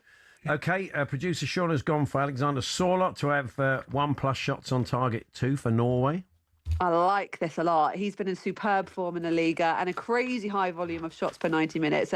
Across the season, over 60 shots on target across all competitions, which is wild. So, absolute fair shout from Sean this. And 1 or more shots on target this afternoon for him is in at 1-4. And probably people are shouting at their radio, why is no one going for Haaland? Well, he's not going to play, is he? I don't know if he's going to come on, but he's certainly not going to start tonight, so he needs a bit of a rest. Maybe we want to just test some other things. Want to go something different, Yeah, absolutely. The people think Norway are going to win this. Yeah, again, they had a great qualifying for the World Cup. They won all 8 games compared to Sweden, finishing bottom of their group. Not the best performance from them as of late. So the people are convinced that Norway will get the victory. A good couple of thousand people have this in their bet builder this afternoon. And a victory is in at 7-10. Don't rule out Super Graham Potter. Indeed, that's right. True that. Mr. Barraclough. So, what do you think, Fern, tonight? What are you going with? I think we're going to I'm kind of going with your bet. I'm going to go over 2.5 goals because Norway themselves were averaging over 4.5 goals per game during the Cup qualifiers. But when these two sides come together, like they say, they do have a pretty entertaining match, averaging about 3 goals per game. So I think it's going to happen again tonight. And like you say, people are going to want an opportunity to show themselves in the best possible light going into the competition. So that is in at 3-4 to have over 2.5 goals in this match. So if these all come off, what are we looking at odds-wise? Just comes in under 4-1. So from a £10 bet, you can make almost £50. And if we get it right, it looks good on us. And it goes straight to the Attitude Foundation, who do great work with the LGBT community. Excellent. Thank you very much, Fern. Cheers, guys. See you later. Fern Buckley there with the Paddy Power bet builder for today. Minimum odds 1-5 per leg. 18+. BeGambleAware.org. Paddy Power on talkSPORT. With Paddy's Super Sub, your new bet rolls over to the new player coming on. T's and C's and exclusions apply. 18+. BeGambleAware.org. Now, we were talking on Friday to Todd Macklin about Travis Kelce, who has just bought into his local team, the Cleveland Guardians baseball team. Yeah. And one of the reasons, well, it's not the only reason, but he wants a chance to put right a wrong, which was a ceremonial first pitch that he did about 3 years ago, which he sort of duffed into the ground and has never... we saw that. Yeah, his good friend Patrick Mahomes at Kansas City often posts it just to wind him up. But someone else who's going to have that kind of pressure, and he's a man used to pressure, is Harry Kane. He's going to do a ceremonial pitch. June the 21st, the game between... Kansas City Royals. It says Kansas City Royals here and the St. Louis Cardinals. That's right. Oh, yeah, of course it is. It's baseball. I'm going mad. Kansas City Royals and St. Louis Cardinals. Yeah, no. And the England, he'll throw the ceremonial first pitch. I mean, it always looks so easy. You look at the distance. It's quite a long way, actually. I know. Yeah. And obviously you got all the pressure of being up there and doing it. Harry Kane, he'll nail it. He'll probably nail it. Yeah, if it's a favourite. But anyway, look out for that. We asked you about World Cup tickets. And in '94, what was it like? Andy asked you, tickets-wise. I mean, look, it was a long time ago, and you know, FIFA were a fine, upstanding organisation then, of course. Oh yes. I was out there in '94. Said Clack the Claret, and attended the knockout game between the Netherlands, Republic of Ireland, the Citrus Bowl in Orlando. I bought my ticket outside the ground for $35, which was face value. Wow. I think you might find, Clack, as time, if you're going to go again, but I think if you do hold your nerve, some people may pick up tickets for pretty much face value on the day online. You know, you probably won't buy any spares, but, well, you might have. I don't know. I'm trying to work out what $35 would be in today's Maybe money. Infantino will be outside saying, I'll buy or sell. Yeah, can you imagine? Yeah, well, I won't put it past him. I'm a Scotland and Rangers supporter. Looking at it objectively, if England win the World Cup playing the Arsenal way, then not one English person will be complaining. Scott, you're not wrong. Would they? No. England went over there and Tuchel decided the best way to do it was that is the just way to keep it play. tight. Well, yeah, I guess he will. Don't worry about to an that. extent. He's definitely going to try and Arsenal it. Yeah. You get that sense. Scott, I think you're absolutely spot on. Yeah. I mentioned Erling Haaland there, not playing tonight, and he was in the papers today. He's tied down a new deal marketing limited edition designer hair ties. Really? The Manchester City striker often ties his blonde locks back in a ponytail. The sun helpfully help us, like we didn't notice that. He's teamed up with Kaneki to... It's not spelt like that. How many K's has it got in it? 2. Oh, okay. It's actually got 4. Yeah. It's Kaneki. Oh, okay. I'm sure you don't pronounce They're it probably like that. silent. Yeah. And to offer 8 coloured bands for £23. The company said they're a reflection of Erling's personality. Of course no, they're not. They're a reflection of his power of endorsement. Yeah. Also, I mean, if he wore his hair down a bit more, he'd probably get a good few people sent off, wouldn't he, in the Cucurella envelope? That's very true. Because if he's running away from you, you're a centre half. Quite fine though, his hair. It's not. You know. Oh, you think it'd slip out your hand? Yeah.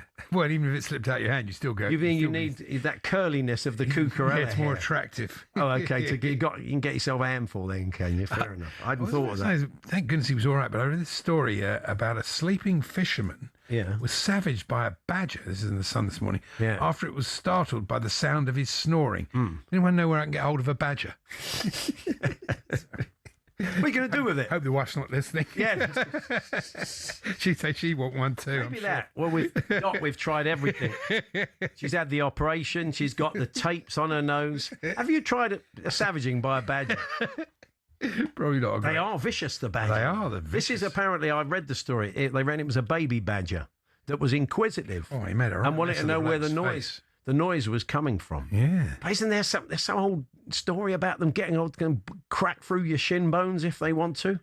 Well, we've got the world shin kicking champion. I don't know if he's ever. Who better? I don't know if he's ever beaten a badger at that particular sport. But anyway, we'll be hearing from him. More importantly, we're going to hear from Harry Symeou next, who was in Budapest, Arsenal broadcaster and fan.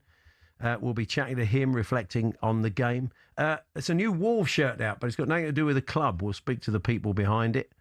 And I think most Wolves fans will probably prefer the colour. And as we said, the Heroes of Mexico 86, a new book. Richard Mulligan, the author, joining us for a chat. We're here, as always, with Toolstation. Only got time for one stop. First stop, Toolstation.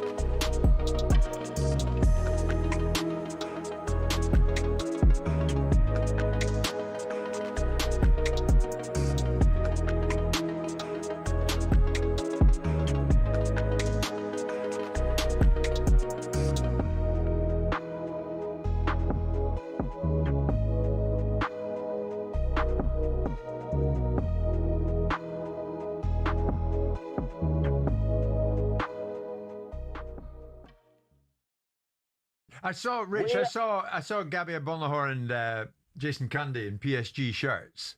Yeah. Does that really get you so much? Really? Well, to be honest, I'll be honest with you. I love talkSPORT, and I've been on a million times. Yeah. It's put me off listening to talkSPORT. I can only listen to this programme now because you're the only ones, whether I agree with Simon or not sometimes, he talks sense and it's pragmatic, real analysis.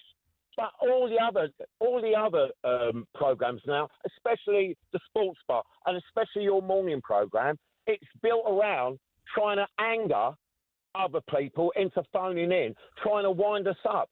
And it's become, we don't care who likes us or who doesn't. Because I'll tell you what, you don't hate the way we play, you hate the way we win. Yeah, but it sounds like you've taken the bait, Rich. Well, I have taken the bait insofar as talkSPORT, you are the perpetrators between, like I said, Beavis and Butthead that now have turned the Sports Bar into some sort of comedy relief. It's no longer about real pragmatic analysis about the game and about the team. No, that's what you get. That's what you get here, as you said moments ago. Yeah, but the Sports Bar used to be really good. Drive, even though Adrian Durham has always hated Arsenal, right? But even goes that, we had the Daily Arsenal all those years ago with Adrian Durham. Listen, let's finish on a positive note. Can you win honours consistently with pragmatism at your heart? Do you need an evolutionary change at Arsenal to go on the way you play? The process is what Arteta is all about. Get ready to get the ultimate football fan winning feeling with talkSPORT Win. Because this summer, you and a mate could be jetting off to watch England versus Croatia live at the FIFA World Cup 2026 in Dallas, including tickets, flights, accommodation and more, courtesy of Adidas. Go to talksport.com/win to enter now, and you could be soaking up the incredible atmosphere at the FIFA World Cup 2026. For the chance to win every football fan's trip of a lifetime, enter now at talksport.com/win.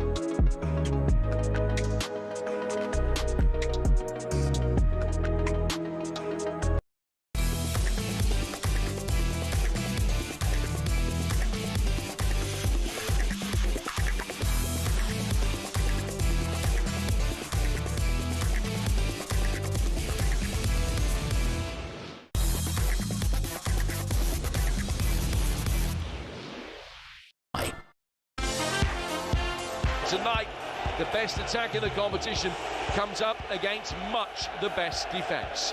Imperious against impervious.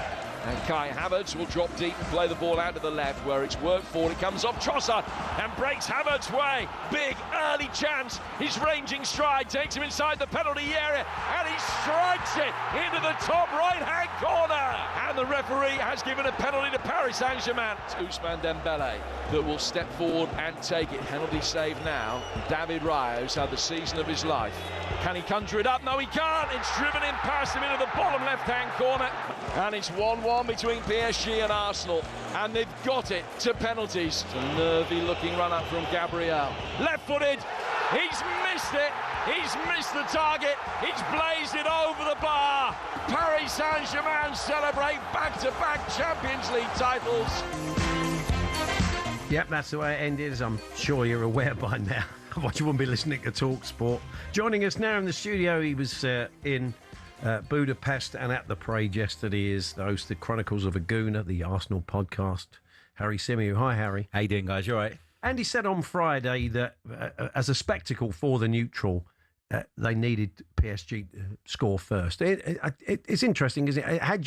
Had they scored in 4 minutes and not you, how do you think the game would have panned out? Yeah, it would have looked very, very different. But I think the game state that you get is a consequence of what happens before it, right? And I think if you went into the game thinking that Arsenal were going to try and fight fire with fire, against PSG, you're wrong. You know, Mikel Arteta's not silly. He knows that if there's one area of the pitch in which his team probably lacks that real elite quality throughout, it is at the top end of the pitch.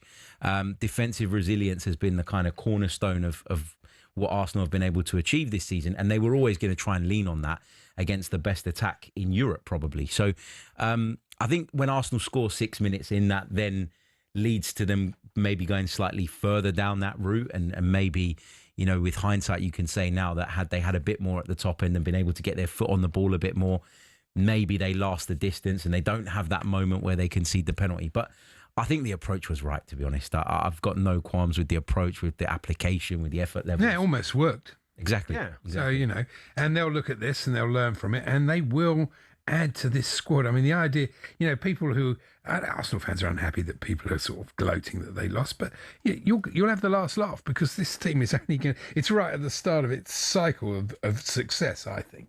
You know, and especially other teams are not as strong as they were. It's hard to look past Arsenal for the title next year, and it's hard to look past them getting far in the Champions League. Yeah, I think a lot of the talk around Arsenal this season has kind of been like, well, if they don't get over the line this time, then the project falls apart.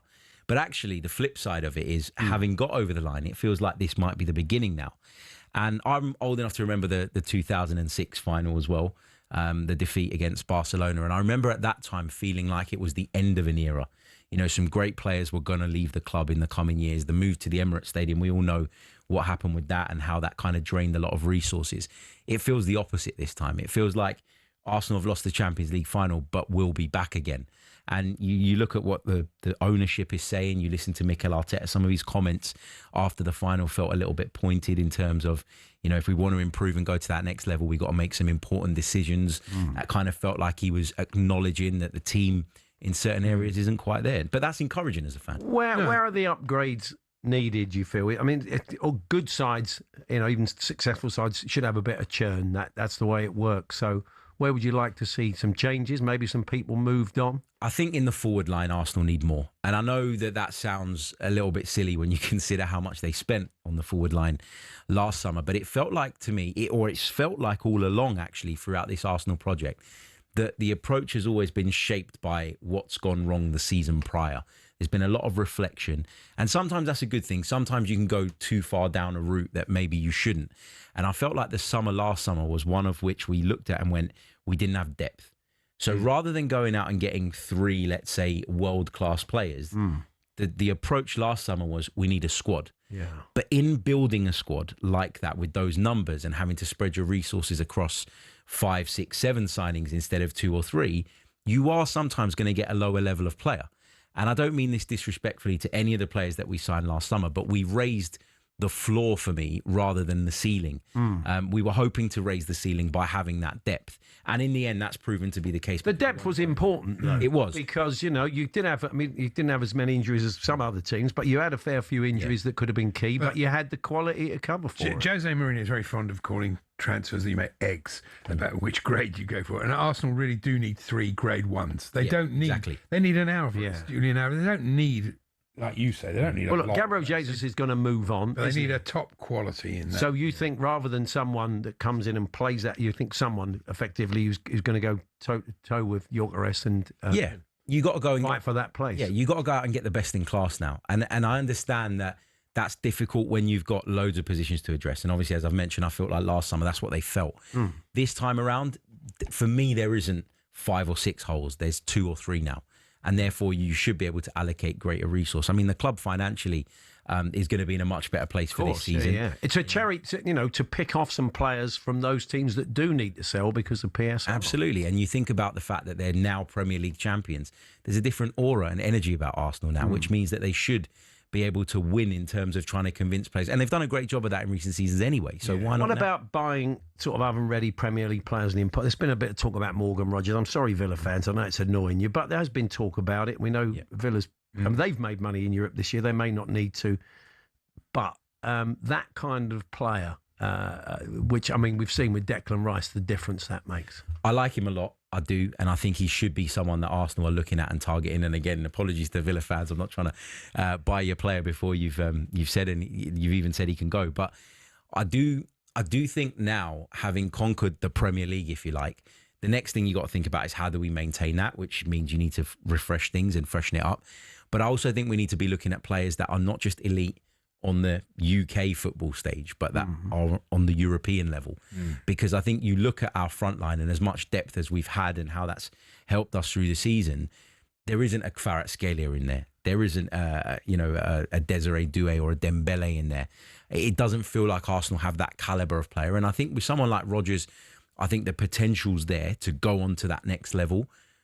But I want kind of, and I'm not saying I don't want to sign him, but I think you need to be looking at the elites of the game. It's interesting, and we were chatting, weren't we, the three of us with Perry, Andy and I with Perry Groves earlier on before the show, and so many of those elite players don't want to come to the Premier League. They look at it and they think, blimey, that's a slog. You know, there's no easy games. We can't sort of, have a cigar on for 5-6 games a season. It's relentless. You can pick up injuries, which means you can't play for your country, which means you can't go to World Cups. It's, those sort of players like Kvaratskhelia and others are not coming to the Premier League. Maybe they're not, but the one thing the Premier League has that no one else has is money. And, I think, yes, your Barcelonas and your Real Madrids and your Bayern Munichs can pay it. But I think outside of that, there's a massive chasm between what the Premier League clubs can do financially and everybody else. And I think sometimes it's about getting in there early with someone, isn't it? Like, you look at Erling Haaland when Manchester City picked him up. I know they paid a lot of money for him and they pay him a big salary, but they were able to kind of get in there and get that deal done before he went to a Barcelona or a Real Madrid. And so sometimes you have to look at that tier of club like a Borussia Dortmund and say, that's a player that we believe in. And so you've got to roll the dice and you've got to gamble sometimes. But I think for me now, it's about just bringing in those, as you said, tier 1 players. I'd rather we sign 3 of them than we sign 6 players where some of them are questionable in terms of their level. Yeah. It's a good point. It is. So you're not bitter, you're bittersweet, are you, at the moment? The way you look back over the... I mean, look, you still won the title. That was the key. Again, that phrase, the Champions League final being a free hit, feels like an odd thing to say. But was there an element of that or not? I suppose when you come to... If you'd gone out there and lost 3-1 to them or 2-0, you probably say, oh, well, fair play, they're much better than us. But to come that close and to get through 120 minutes... and then lose on pens. I suppose you can't think like that in the moment, can you? No, and I took a lot of issue with people saying in the build-up that it was a completely free hit. Yeah. It's a Champions League final. It can't be a free hit. Yeah. And when you're a club like ours who, has got an incredible history in English football, 14 league titles, but has never won the Champions League, the European thing is always thrown back at us. So I think as fans, we were desperate to see Arsenal do it. And I remember sort of getting home on Sunday morning from Budapest and when I walked in the door, I was tired, I was disappointed, I was frustrated. And I remember thinking to myself, do I go down to the parade today? Like, I can admit that I was in 2 minds about whether to go. And it's only because my kids desperately wanted to go that I said, do you know what? On no sleep, let's do it. Let's go down there. And I'm so glad I did, because it was a reminder of how far Arsenal have come, how big this club is, how many people love and adore it and support it and follow it. And I thought, yeah, it was a nice thing to kind of help you move past that final. I've got regrets about the final, obviously. I don't know why Gabriel took the 5th penalty. That wouldn't have been my choice. I was disappointed in Eze's attempt. You got to hit the target if you're going to do the starter run-up. But, these are things that happen in football.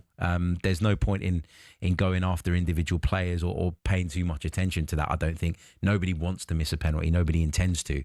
But I think the parade was good in terms of uplifting the mood again and putting everybody back where they should be in terms of their headspace. Yeah, something that often happens to players in big... I couldn't watch any of it, to be really honest. Well, I'm a Tottenham fan. I said to our producer, who was an Arsenal fan, I said, how did you feel in 2019? He said, I couldn't watch it. I was there with me Tottenham supporting mates. I would have hated it if you'd won it, because you would have had that over us. Yeah, of course. And that's why the Tottenham fans partly didn't want you to win it. There is one team in London that has actually won it twice. I don't know if you knew where. Yeah, I'm not a massive fan of them either. So, Harry, lovely to see you. Thanks, guys. Thanks for joining us. Chronicles of a Gooner is Harry's podcast. We're going to be talking a bit of Wolves next. They have an 150th anniversary shirt, but it's not the club that are supplying it. It's the fans, and we'll be chatting to one of them in a few moments' time.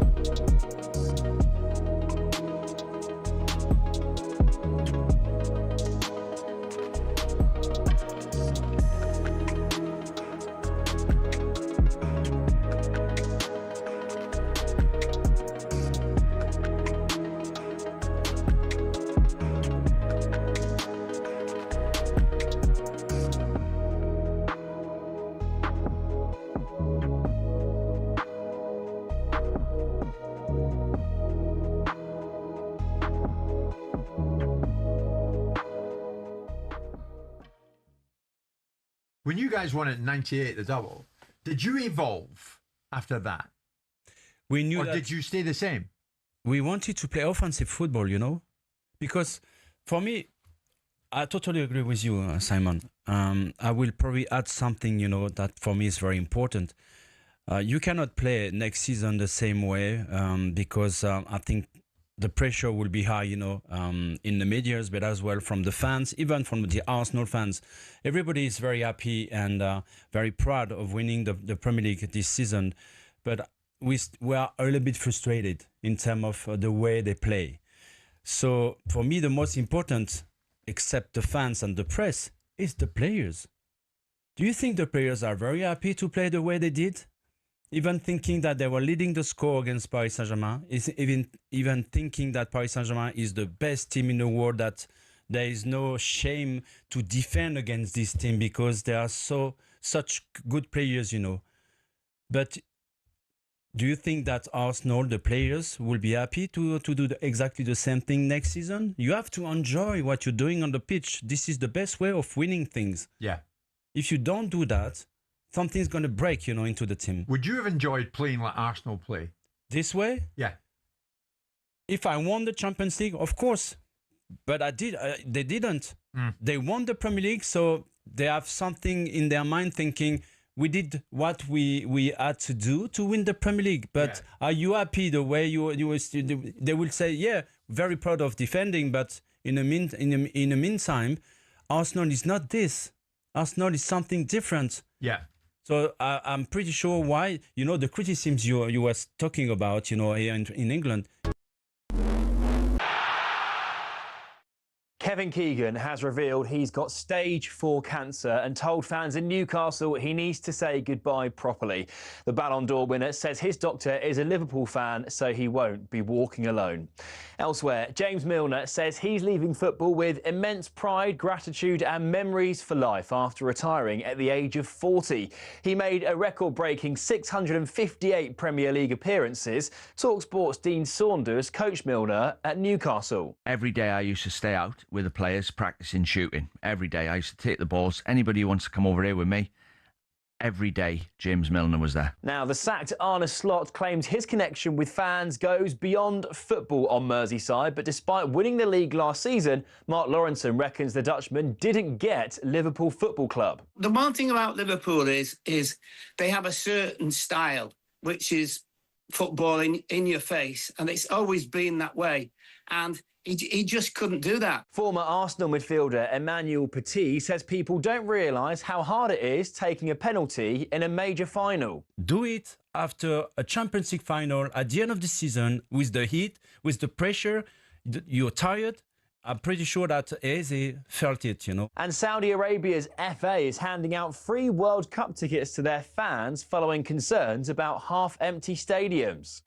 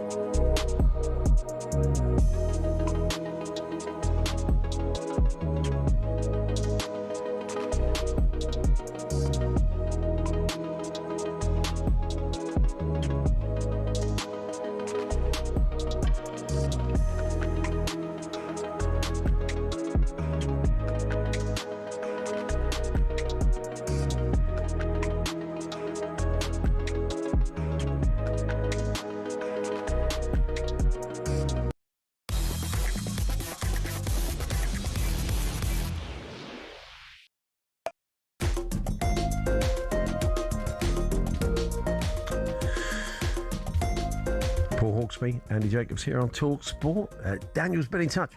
Arsenal are overrated, he said. Their top goal scorer in December was own goals. The biggest threat is set pieces. That's not former champions. The whole league is as weak as it's ever been. Massive drop-offs from Liverpool and City. The anti-Arsenal narrative comes from their unbearable, delusional, entitled fans who are living off history from 2 decades ago. Everybody's scoring, settling some scores, obviously. Well, you know, yes. They won it. You can't even say that at this point. There's no point saying that, you know. Steve in Surrey Hill's done a bit of maths. We were told by one of our listeners earlier on. Clacky. He said that he got to the one of the World Cup games, Ireland games, in 1994 for $35 at face value, which he got outside the ground. Steve's worked out that that's now worth $79, so prices have risen by 126% since 1994. Thank you very much, Steve. I don't quite know what to do with that, but God bless you for doing it. Arsenal went out there, says Charlie, with a game plan, stuck to it and nearly got there. Had they been given that penalty and scored and ended 2-1, we'd all be sat here praising Arteta. Well, they would never be given that penalty because it wasn't a penalty. No, That'd be one reason for it. If that was the criteria for not getting a penalty, that it wasn't a penalty, then that doesn't work, Andy. We all know people get penalties they don't deserve all the time. Yeah. But I'm with you. Didn't think it was. You've got to let it lie now, haven't you? So we move on. Wolverhampton Wanderers didn't have the greatest of seasons. They find themselves back in the Championship. But it is their 150th anniversary, and to mark that, a new shirt has been made. The difference is it's not come from the club; it's come from some Wolves fans. And when I said that we were going to be chatting about this, one or two of the Wolves fans reached out and said, "Yeah," and it's old gold as well because we've seen the colour lighten of the wall. It's certainly not the shirt I remember the Doog wearing, or Willie Carr or John Richards. Billy Wright. Yeah, well, I'm not quite as old as you, Andy. You got me on Billy Wright. Sorry. You're playing top trump. Let's chat to one of the people involved, Kieran Newey from the Old Gold Pack fan group. Hello, Kieran. Hey, thanks, gents, for having me on. It's great to be here. Yeah, it's a pleasure. So my immediate thought was the club have let you do it because, they can get pretty litigious around this. So how did you get around that? Did you have to sort of seek permission? Yeah, well, I mean, Old Gold Pack, we started about 4 or 5 years ago, ultimately wanting to make the atmosphere at Molineux a little bit better. So we started doing that with flags and banners and, tifos and all sorts of different things. In fact, one of the biggest tifos that we've done was the Diogo Jota tifo at the start of the season, obviously under tragic circumstances. But, we've got a really good relationship with the club. And actually, what we thought in this was it was just really, really important to actually have something by the fans, for the fans. So we decided, we've loved football culture. There's only 4 of us that run Old Gold Pack. And we've had, we love football culture. We love football T-shirts and everything that comes with it. And so we just had an idea one day, like, why don't we just try and put together our own 150th anniversary kit and see where we go with it. And that's kind of led us to today. And that was 18 months ago. And it's been a tough one, but we're so proud of the final result. Sorry, I was going to ask, Paul, have you got a shirt to show us? Have you got one with you? Yeah. With the sort of Connect. Yeah, we've just seen some sort of Artie Stills, but it'd be nice to have whoever Artie Stills is. I think he was a jazz saxophonist. He's great, wasn't he? But there it is. Oh, okay. Nice. It is. Yeah. And what is the badge and the relevance of the badge from a Wolves point of view? Yeah, it's a play on the town crest, if I bring it more into the middle of that. Yeah, okay. The actual main part of it here and the motto, out of darkness cometh light, is obviously something that's incredibly important to Wolverhampton. So the main part of the badge is actually the official kind of town crest. But we wanted to put our own kind of spin on it. And we wanted to, make it a little bit more kind of up to date for kind of modern times, if you like. So that's what we've kind of used, and we created this and came up with our own. And as you can see, St Luke's FC, established in 1877 in Blakenhall, was originally what Wolverhampton Wanderers were called. So little things like that, wanting to bring things like that back, and the 1877 embroidery on the back as well. Yeah, nice touch. So listeners will probably be thinking, well, that won't be cheap because, they're not like the club. They can't buy in that same sort of bulk and and they can't be made probably overseas to the same extent. But you brought these in for £48.50, haven't you? Yeah, absolutely. So from the very, very beginning, we really wanted this to have much more of a purpose beyond just selling a shirt or just making a quick buck because it's the 150th anniversary. So there's a couple of things that we're doing. We wanted to bring it in under 50 quid because we all know the price of football shirts now are edging on ridiculous, if not way past ridiculous. But the more important thing that we wanted to do was actually donate the majority of that money to a local Wolverhampton charity as well. So Compton Care are going to be getting the kind of net proceeds. 60% of the net proceeds will actually be going to Compton Care as well. They're a Wolverhampton charity that does incredible work, not only in our community, but kind of further out as well. So we thought it was really, really important that while we were keeping it completely Wolverhampton-based by Wolves fans and for fans, we wanted to obviously extend that out to the community that's there as well, so that everybody's benefiting from this. So where can people pick up their shirts, the Wolves fans listening today? Yeah, so they can get it on oldgoldpack.co.uk. You can, all of the details and everything is on there. We've only had it out for a week. We had our launch night last Saturday, not Saturday, just gone a week on Saturday, and we've sold 2/3 of the kit so far from our first batch. So we're amazed by the response. We're amazed by what kind of happens when Wolves fans' backs are against the wall and want to do something and support their own, and it's really good to see. I take it the club shop won't be selling it. They've been sort of fairly magnanimous, but not that magnanimous, I'm guessing. Yeah, no, they won't be selling it in the club shop, okay. Which is absolutely fine from our point of view, to be completely honest. Like I said, we've got a really good working relationship with the club, and we hopefully want to be able to celebrate some good times next season. And the way that we'll do that is by some of the proceeds from these shirts will help us to do bigger and better displays at Molineux as well. I like the design. I love the shirt, love the colour. But I would have been tempted to go with just the plain V-neck. I've just got a picture of Norman Dealey here from the 1950s. Oh, yeah. I remember that. That's how I think of a sort of Well, that was the Billy Wright shirt. Yeah, that classic Wolves. Did you think of that? Well, I see that's a kind of Andy Gray neck. Yeah. So there's a lot of different. I mean, to be honest, as I'm sure some of your listeners have texted in, it's really nice to hear that they love the old gold kind of colour that's on there. But obviously, everybody's perception of old gold is really difficult to land on something. But actually, we think that we've landed on something. Oh yeah, the colour's good. That's really, really critical here. The reason that we wanted to go with the collar is because it feels that kind of retro kind of vibe. But we looked at the shirts from the 60s, which is way, way before my time, 70s all the way through to kind of modern times. And I think, some of the more recent kits have kind of edged on that yellow kind of orangey colour. And we really wanted to bring it back to the kits that, a lot of people actually recognise Wolverhampton Wanderers for, and it is that old gold kind of colour. That not many other clubs can get close to that. So yeah. Now, just before we let you go, Kieran, it was a weird end of the season where that relationship with Rob Edwards seemed pretty good. He seemed to give the place a lift when he came in. You had that run of results, and there was that international break, and you never really picked it up again. And the inevitable happened. But that relationship did seem to deteriorate. He had a fallout with quite a lot of his players that he clearly once moved on. Fans were singing, you don't know what you're doing. So you're slightly concerned going into next season? I mean, to be honest, I'm not concerned. I think, Rob was brought in at the middle part of last season with the thought of ultimately bringing us back up out of the Championship. So I do believe that he needs to be given that opportunity. I think it was really, really tough for him before the international break, before that really long, can't remember exactly how long it was. We were actually doing all right. We were playing some decent football and we were grinding out results. And then I think that kind of came at the worst time for us. And, ultimately players that are playing for us were potentially going to be looking for moves elsewhere. They're going to be conscious of any World Cup opportunities that were coming in. And I think it just all kind of ground to a halt ultimately.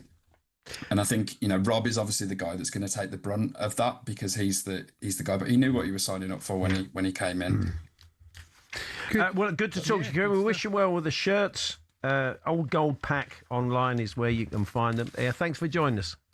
No worries. Thanks, guys. Kieran Urie there from the Old Gold Pack fan group. Now, massive run of DAZN. Saturday night fights are coming. Kicks off this weekend in Sheffield as Josh Padley defends European gold against Aqib Fiaz in Sheffield. June 13, live from Manchester. Beauty versus the Beast. Eddie Hall faces Tommy Fury in a heavyweight showdown featuring a remarkable 100-pound weight difference. Oh, I see. Okay. That comes after pound-for-pound star Jesse Bam Rodriguez returns in Arizona on the same day, aiming to make history by becoming a 3-weight world champion. You can join DAZN Ultimate, watch Padley and 12-plus pay-per-views a year, including Fury versus Hall, next weekend at no extra cost.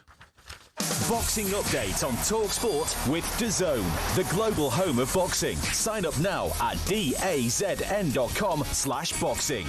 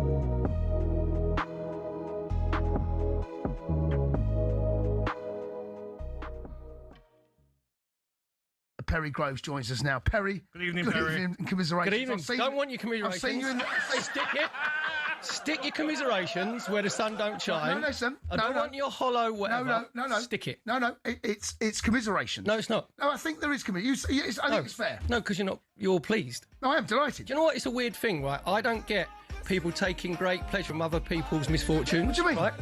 Well, when I was brought up, right, to want to be successful myself, right, and reach my goals. Yeah. But if someone else is successful, be pleased from. The only caveat that is that mob up the road with Spurs, because if they'd have won it in 2019, I'd have emigrated. I'd have gone to Sydney with my boy. Right. But other than that, I don't. You'd rather a French team beat an English team. 100%. Yeah. Don't get it. 100%. Do you know what? It just shows you how shallow you both are. No, not shallow. Being honest. Yeah. Just being honest. Because I want Chelsea in it against a foreign team because I want an English team to do well. Why? Well, I don't get that argument. I don't get it.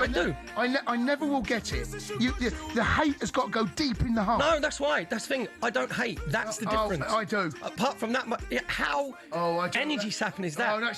How much are in people's heads? No, it's so everyone's good. different though, Perry. I get what you're saying, but there's people that are like me and Cundy that don't want another English team to do well. Yeah, but again, different opinions, isn't it? Yeah, but I didn't want Villa to win the Europa League because I put them in the Champions League. I didn't want that. I know they got there in the league anyway. Shallow. No, but it's nothing against Gab. Get ready to get the ultimate football fan winning feeling with talkSPORT Win. Because this summer, you and a mate could be jetting off to watch England versus Croatia live at the FIFA World Cup 2026 in Dallas, including tickets, flights, accommodation and more, courtesy of Adidas. Go to talksport.com/win to enter now, and you could be soaking up the incredible atmosphere at the FIFA World Cup 2026. For the chance to win every football fan's trip of a lifetime, enter now at talksport.com/win.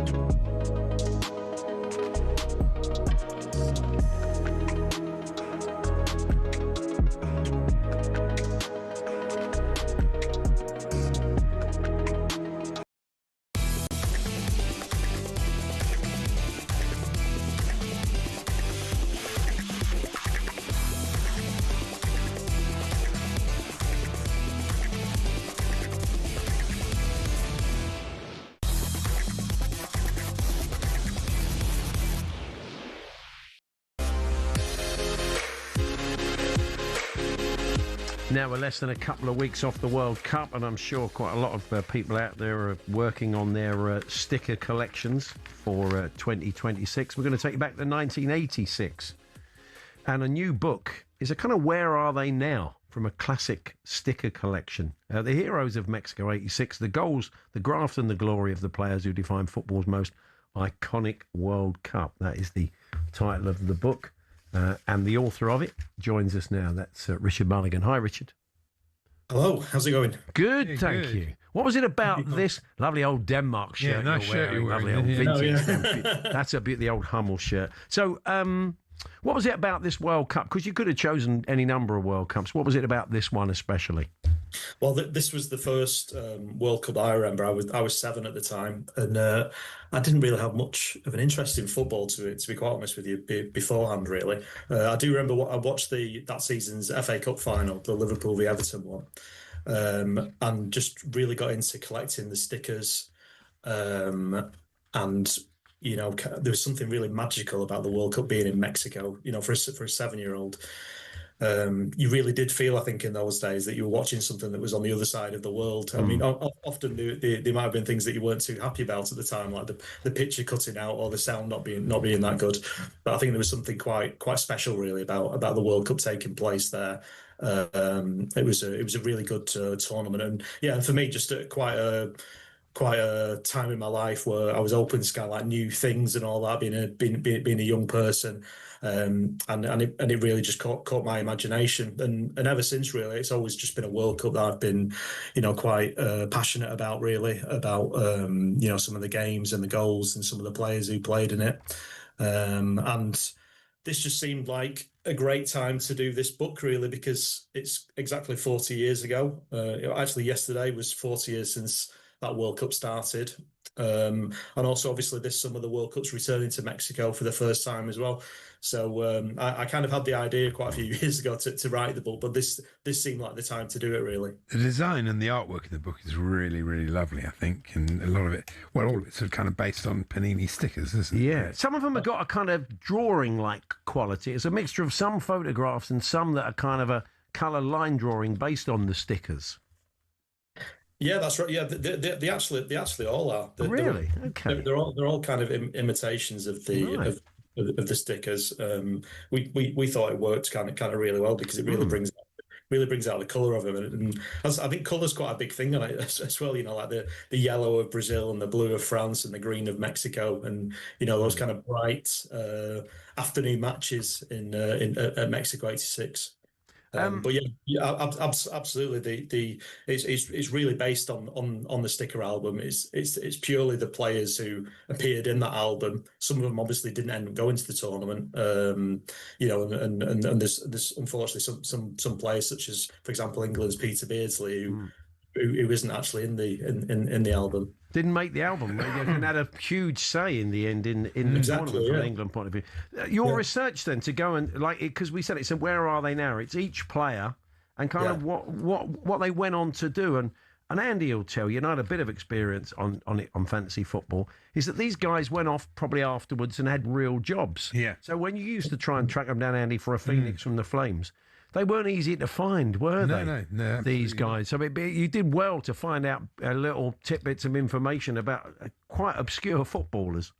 Yeah, that's right. I mean, there's such a diversity, really. You know, obviously you've got people like Carlo Ancelotti who's at this World Cup. You know, he's a manager at this World Cup. There's a couple of others as well. Mexico's manager in this World Cup played at Mexico '86, and South Africa's manager is a Belgian defender called Hugo Broos, who's managing them this summer.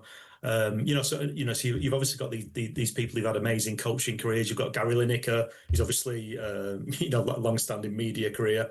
And you've got other people who, you know, kind of just went off in a completely different direction. You know, they've got a couple of people who are like plumbers, butchers, bus drivers, just everything that you can imagine, really. Yeah, I'm just looking through. There's obviously we Northern Ireland were at this World Cup, weren't they? And there's a lot of very familiar faces in this one. Big Pat Jennings was in goal, of course. Yeah, that's right. Yeah. Wow. Yeah, Sammy McIlroy, Norman Whiteside.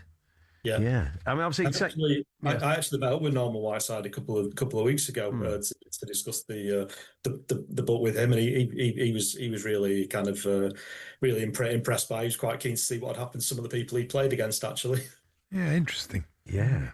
Good stuff. So, what sort of reaction have you been getting? I'm sure it's a great bit of nostalgia. I looked up what a completed Mexico '86 Panini sticker collection would cost you, and I suppose depending on the quality, anything between £150 and £900. They say one in mint condition between £600 and £900. Do you have one, Richard? Well, mine. I actually there were 4 stickers that I didn't get.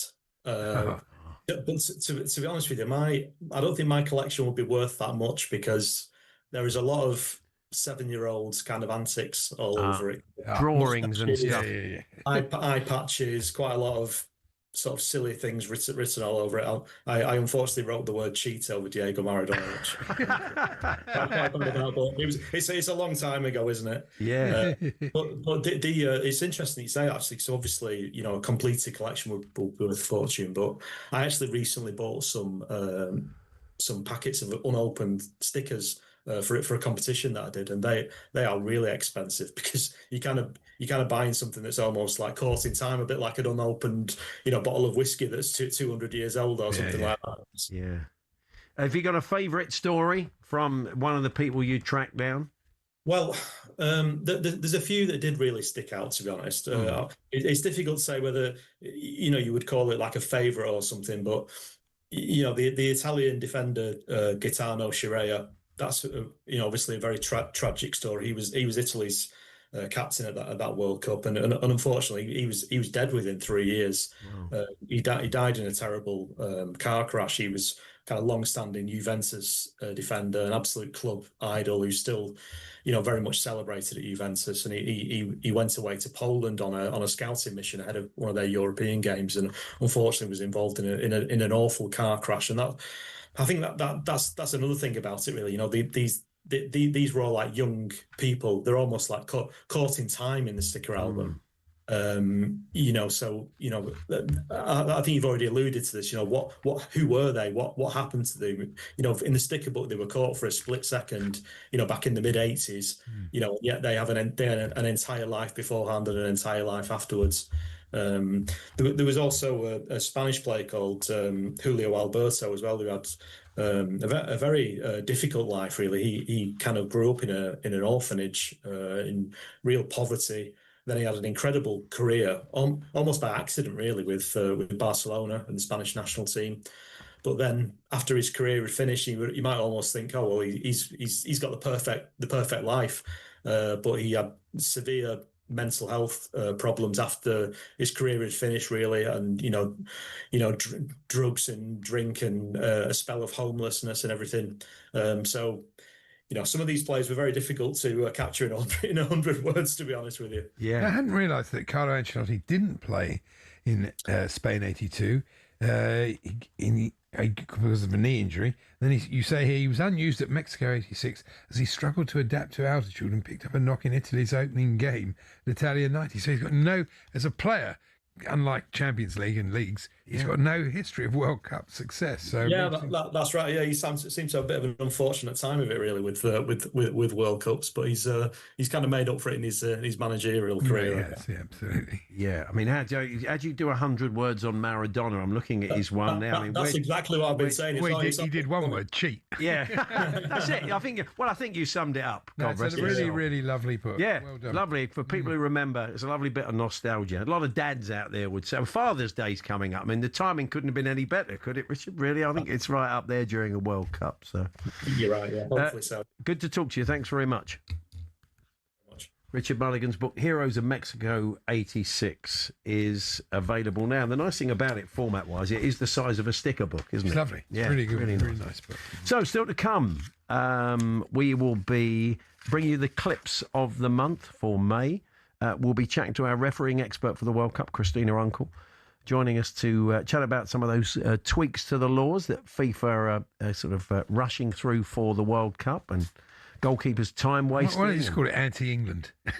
Stop. Yeah. The files stop England. That's what it says on it. Some of it. I mean, the idea that they would show a kind of random England goal against Uruguay as being all the ills of the game. I mean, it does feel a bit tight. No, having said that, there's things that have been going on I think we don't want to see going on. No, some of them are good. Some of them work. Yeah. And some of them are just a bit weird. Anyway, more on that later on. Grant Maxwell and Darren Lockyer are popping in. They're the owners of London Broncos, currently in the Championship, but with high hopes of getting back to Rugby League, Super League. It's their first season in charge. They're going to pop in and tell us how it's going. And we're going to find out a little bit more about Tyler Fletcher, who's found himself parachuted into the Scotland squad for the World Cup.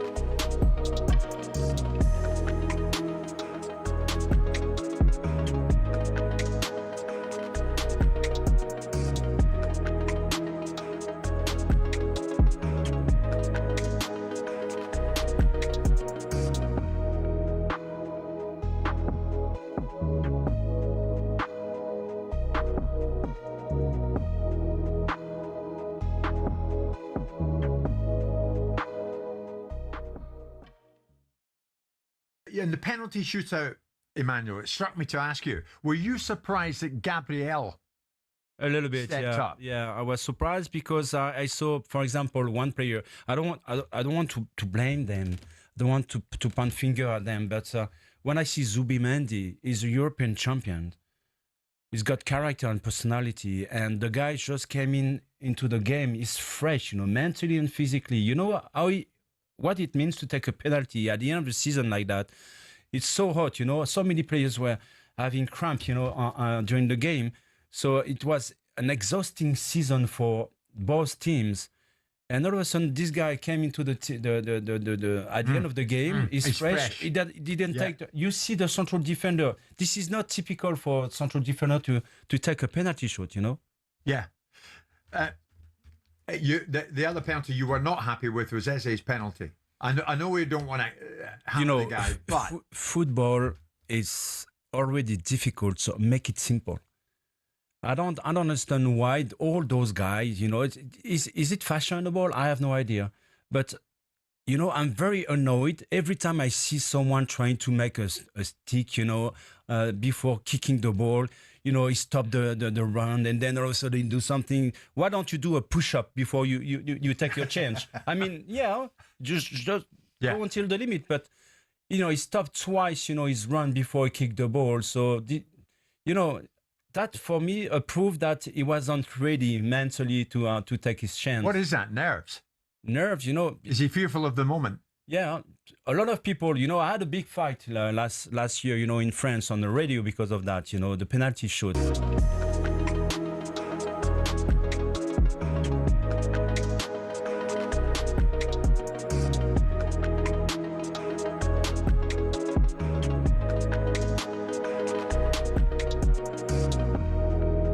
talkSPORT Sports Update, powered by the Nissan Van Range. Commercial vehicles that go the distance for your business. Search Nissan Vans or head to your local Nissan Van Centre. Good afternoon, I'm Hugo Chambray. England players are on the plane to Miami to begin their World Cup preparations. All but 5 of the squad are travelling today, with Champions League finalists being given more time off. 12 years ago, England's pre-World Cup camp was derailed by Florida's hurricane season, and there's thunder and lightning in this week's forecast. Well, Declan Rice is one of the players not travelling today. He says Arsenal are coming back for more next season, but Emmanuel Petit told talkSPORT that his former club need to evolve their style in order to improve. Very proud of winning the Premier League this season, but we are a little bit frustrated in terms of the way they play. So for me, the most important, except the fans and the press, is the players. Do you think the players are very happy to play the way they did? While plenty are questioning why there was so much hate towards Arsenal this weekend, Simon Jordan reckons fan video channels are to blame. All the little splinter groups of these awful characters. So one on the weekend, what's his name, Troops, effing and jeffing about what Arsenal fans are. And that gets amplified in that little world. Yeah. And that's the reasons why I think other fans go, we're not having you. Elsewhere, England skipper Liam Williamson will miss Women's World Cup qualifying matches against Spain and Ukraine with a hamstring injury, and Paraguay's Adolfo Daniel Vallejo has been fined almost £50,000 for making sexist comments about a female umpire at the French Open. The 22-year-old said Brazil's Ana Carvalho wasn't strong enough to handle the crowd and claimed the match should have been officiated by a man. Roland Garros has called the remarks unacceptable. The world number 71 has apologised. There's more at talksport.com. talkSPORT News. Peter Mandelson refused to hand over WhatsApps and other information on his personal phone to the government, and the Met Police have thanked the vast majority of people who attended Arsenal's parade yesterday for celebrating responsibly, but investigations continue after 24 arrests and 6 stabbings. Emma has more at past. talkSPORT weather with QuickFit, where we've got a wider range of premium tyres than Britain has rainy days. Visit your local centre or book at quickfit.com today. Rain moving eastwards across the country. The rain's heavier in the west, turning unsettled this week.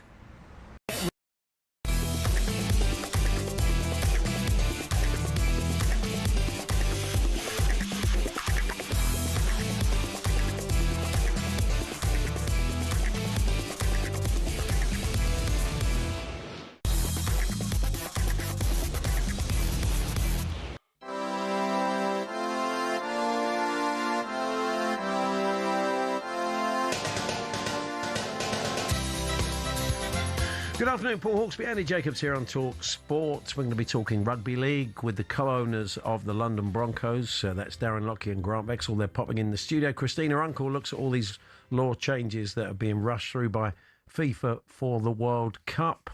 And we're going to speak to Shindiana Jones, the world shin-kicking champion. The tournament took place the Cotswolds at the weekend. Before all that, though, clips of the month. We've cherry-picked a few clips from May, and you can vote for your favourite at X, Twitter, whatever you prefer, and we'll give you the details on that in a moment. Why don't you kick us off, Andy? Yes, here's our chief football correspondent, Alex Crook, talking West Ham. But as so often seems to be the case at West Ham, you have people pulling in different directions. I think as of Monday, David Sullivan was more inclined to part company with Nuno. Scott Parker was very much a talking horse. Yeah, talking horse, Mr. Ed, of course. Yeah, the talking horse. Here's King of Weekend Overnights, Ben Fletcher, signing off after another fine show. Keep it talkSPORT, and the final word goes to Pete. Loving the chat as always, listening while walking his golden Archie out in OC, California, from Kilmarnock in Scotland. Been here a while. Blimey. It's a long walk, Must have taken ages. I love that clip. Wow, is that some sort of World Cup challenge? I don't know. Anyway.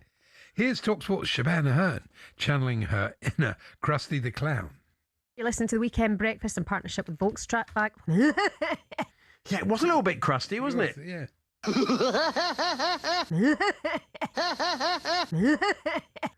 I can see why people felt that. So there we are. That's semi-final number 1, as you'll find it on X. Semi-final number 2 then. And it was a very confident Villa caller to the sports bar.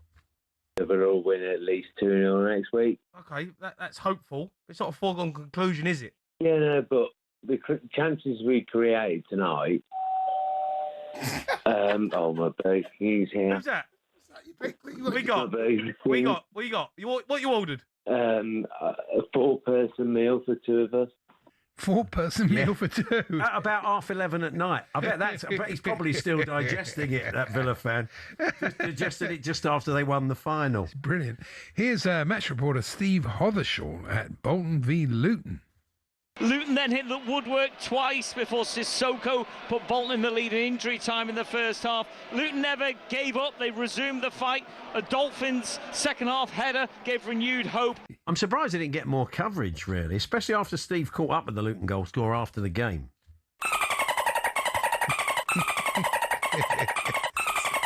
Very good, isn't it? Yeah, that's what he said. But yeah, he was very happy with the finish, clearly. Yeah, very much. And finally, Andy. It's Carry On talkSPORT featuring David Tanner and Reshmin Chowdhury.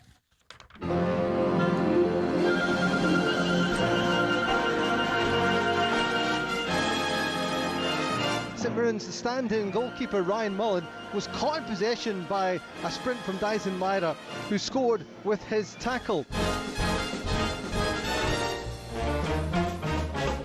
Let me know how much you want me to go on about the job that Keith Andrews has done, and I will. You can slip it in anywhere you want. Okay. A bit of old school smut. So was it the Scott Parker a talking horse, according to Crookie? That's number 1. Was it Ben Fletcher, a bloke walking his dog from Kilmarnock to California? Is it Shaban sounding like Krusty the Clown? Was it the Villa fan ordering a 4-person meal for 2 at 11:30 at night? Was it a Dolphin scoring a goal? Or was it a bit of Carry On talkSPORT with David Tanner and Reshmin?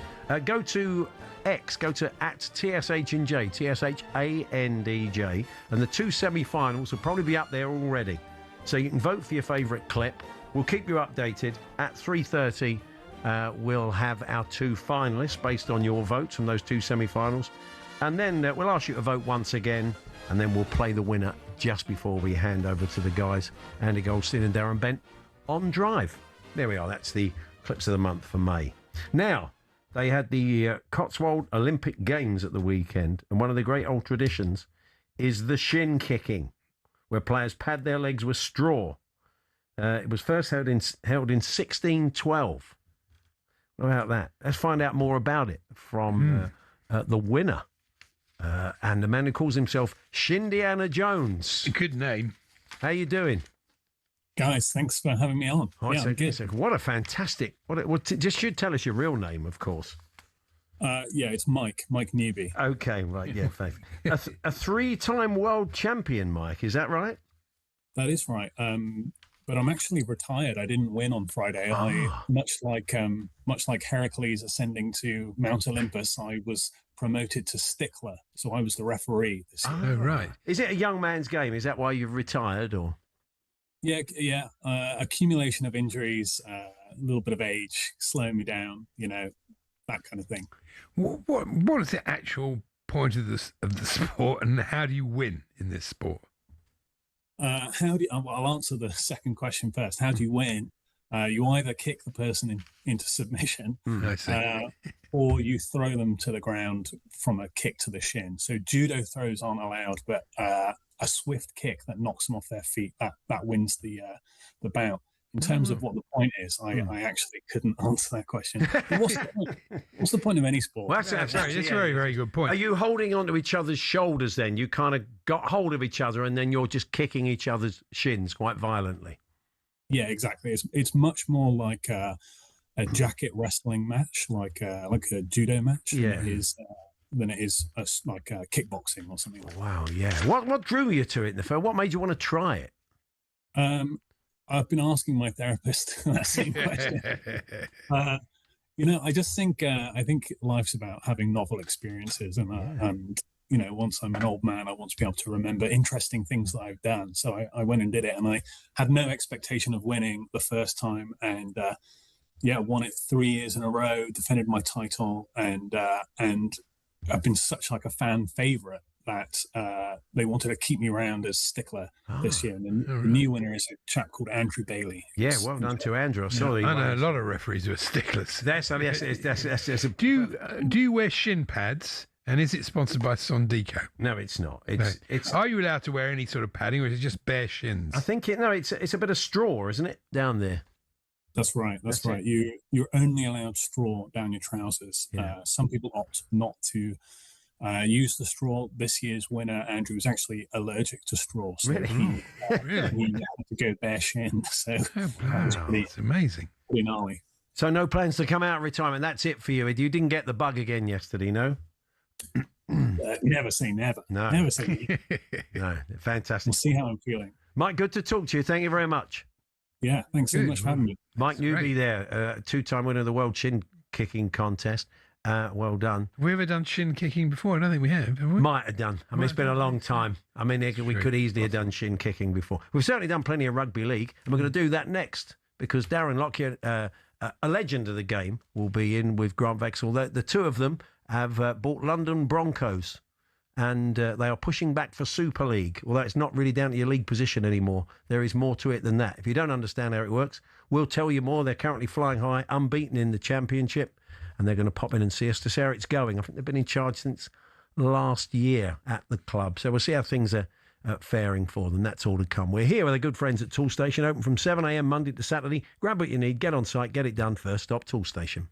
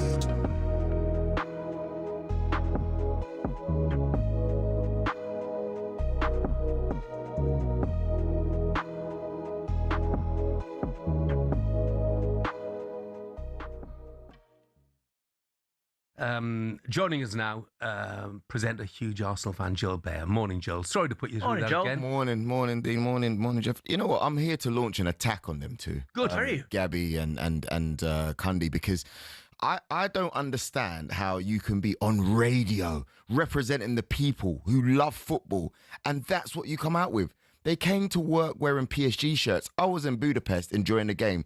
I look at my timeline and it's them dancing around, celebrating. Cundy, your team, yeah, you love Chelsea, but you played for Ipswich, mate. That's where you had the majority of your appearances, Ipswich Football Club. Gabby, you played for Aston Villa. You love Thierry Henry. You told me yourself last week. Where has it gone wrong? Why is it that there's so much hate for Arsenal? Where's this come from? I mean, what do you think when you sit there and you look at it, Jeff? No, I was embarrassed by that. Because domestically, well, not domestically, of English clubs, Arsenal have unquestionably had the best, the most successful season. You know, they've won the Premier League. They've been within a spot kick of winning the Champions League as well. Personally, I don't particularly enjoy the way they play, but you cannot deny they have been the best side this season. 100%. It's been effective. If you want to go down to the stats, you know, I had the chance to be on the Budapest show the other day. PSG have scored 45 goals this Champions League campaign. They've conceded 12. Get ready to get the ultimate football fan winning feeling with talkSPORT Win. Because this summer, you and a mate could be jetting off to watch England versus Croatia live at the FIFA World Cup 2026 in Dallas, including tickets, flights, accommodation and more, courtesy of Adidas. Go to talksport.com/win to enter now, and you could be soaking up the incredible atmosphere at the FIFA World Cup 2026. For the chance to win every football fan's trip of a lifetime, enter now at talksport.com/win.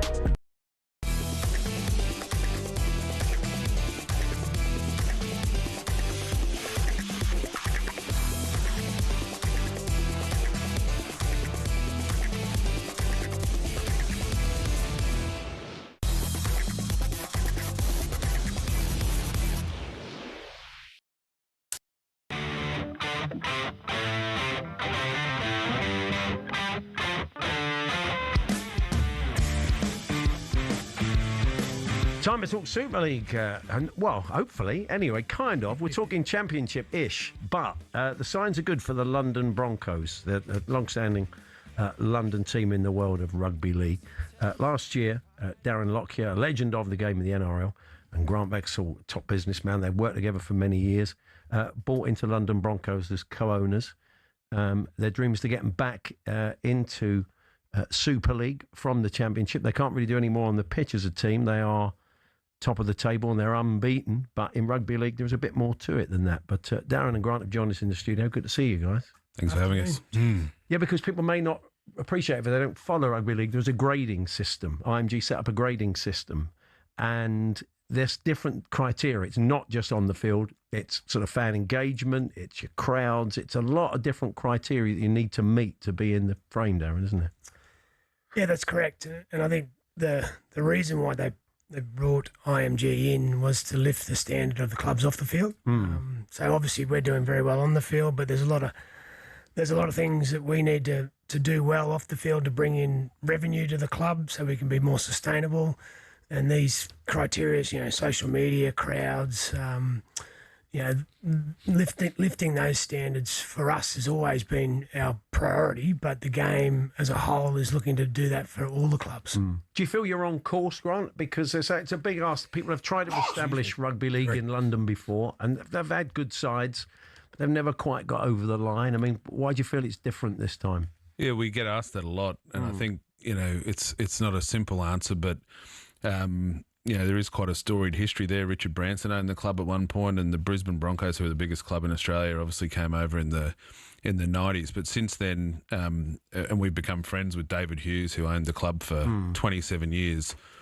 David loves his league, and he was recruiting players, and he was, you know, trying to put the team together, but he wasn't really growing the club off the field. And whether it's football or rugby union or rugby league, you have to grow sponsorship and membership and, you know, connection with the community. And I think that is where we're really focused on the business side of it as well as the on-field piece, and that's probably what was missing in the past. And, you know, we were at Wembley for the Challenge Cup, and running into people like Martin Afire who played there, you can tell they're actually pretty optimistic about what's happening. So, they got there nearly. They got to a Challenge Cup final. I think they finished second one year in the league in 97. So our challenge is, to get back into Super League and then get to the top.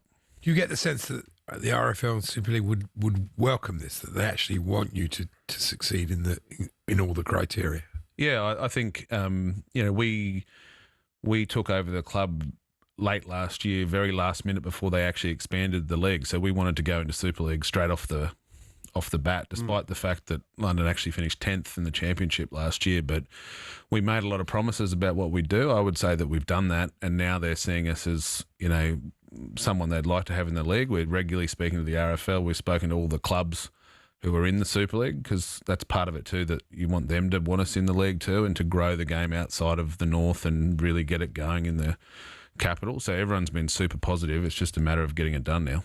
Darren, you've made a big sort of financial commitment on the field, and you brought in a top coach. You brought in players from the NRL as well. So you're kind of Super League ready from that point of view, aren't you? We are. As Grant just mentioned, we were preparing to go into Super League, or give ourselves the best chance if we were accepted into Super League last year or this year, that we would be competitive. And probably the first person you need to employ that's going to give you an on-field performance as a coach. And I think he's listening at the moment, JD, so I don't want to give him too much of a big head, but he's been outstanding. He's played here, he's coached here, but he's also built a club from pretty much scratch in the second-tier competition over in Australia, the Northern Pride.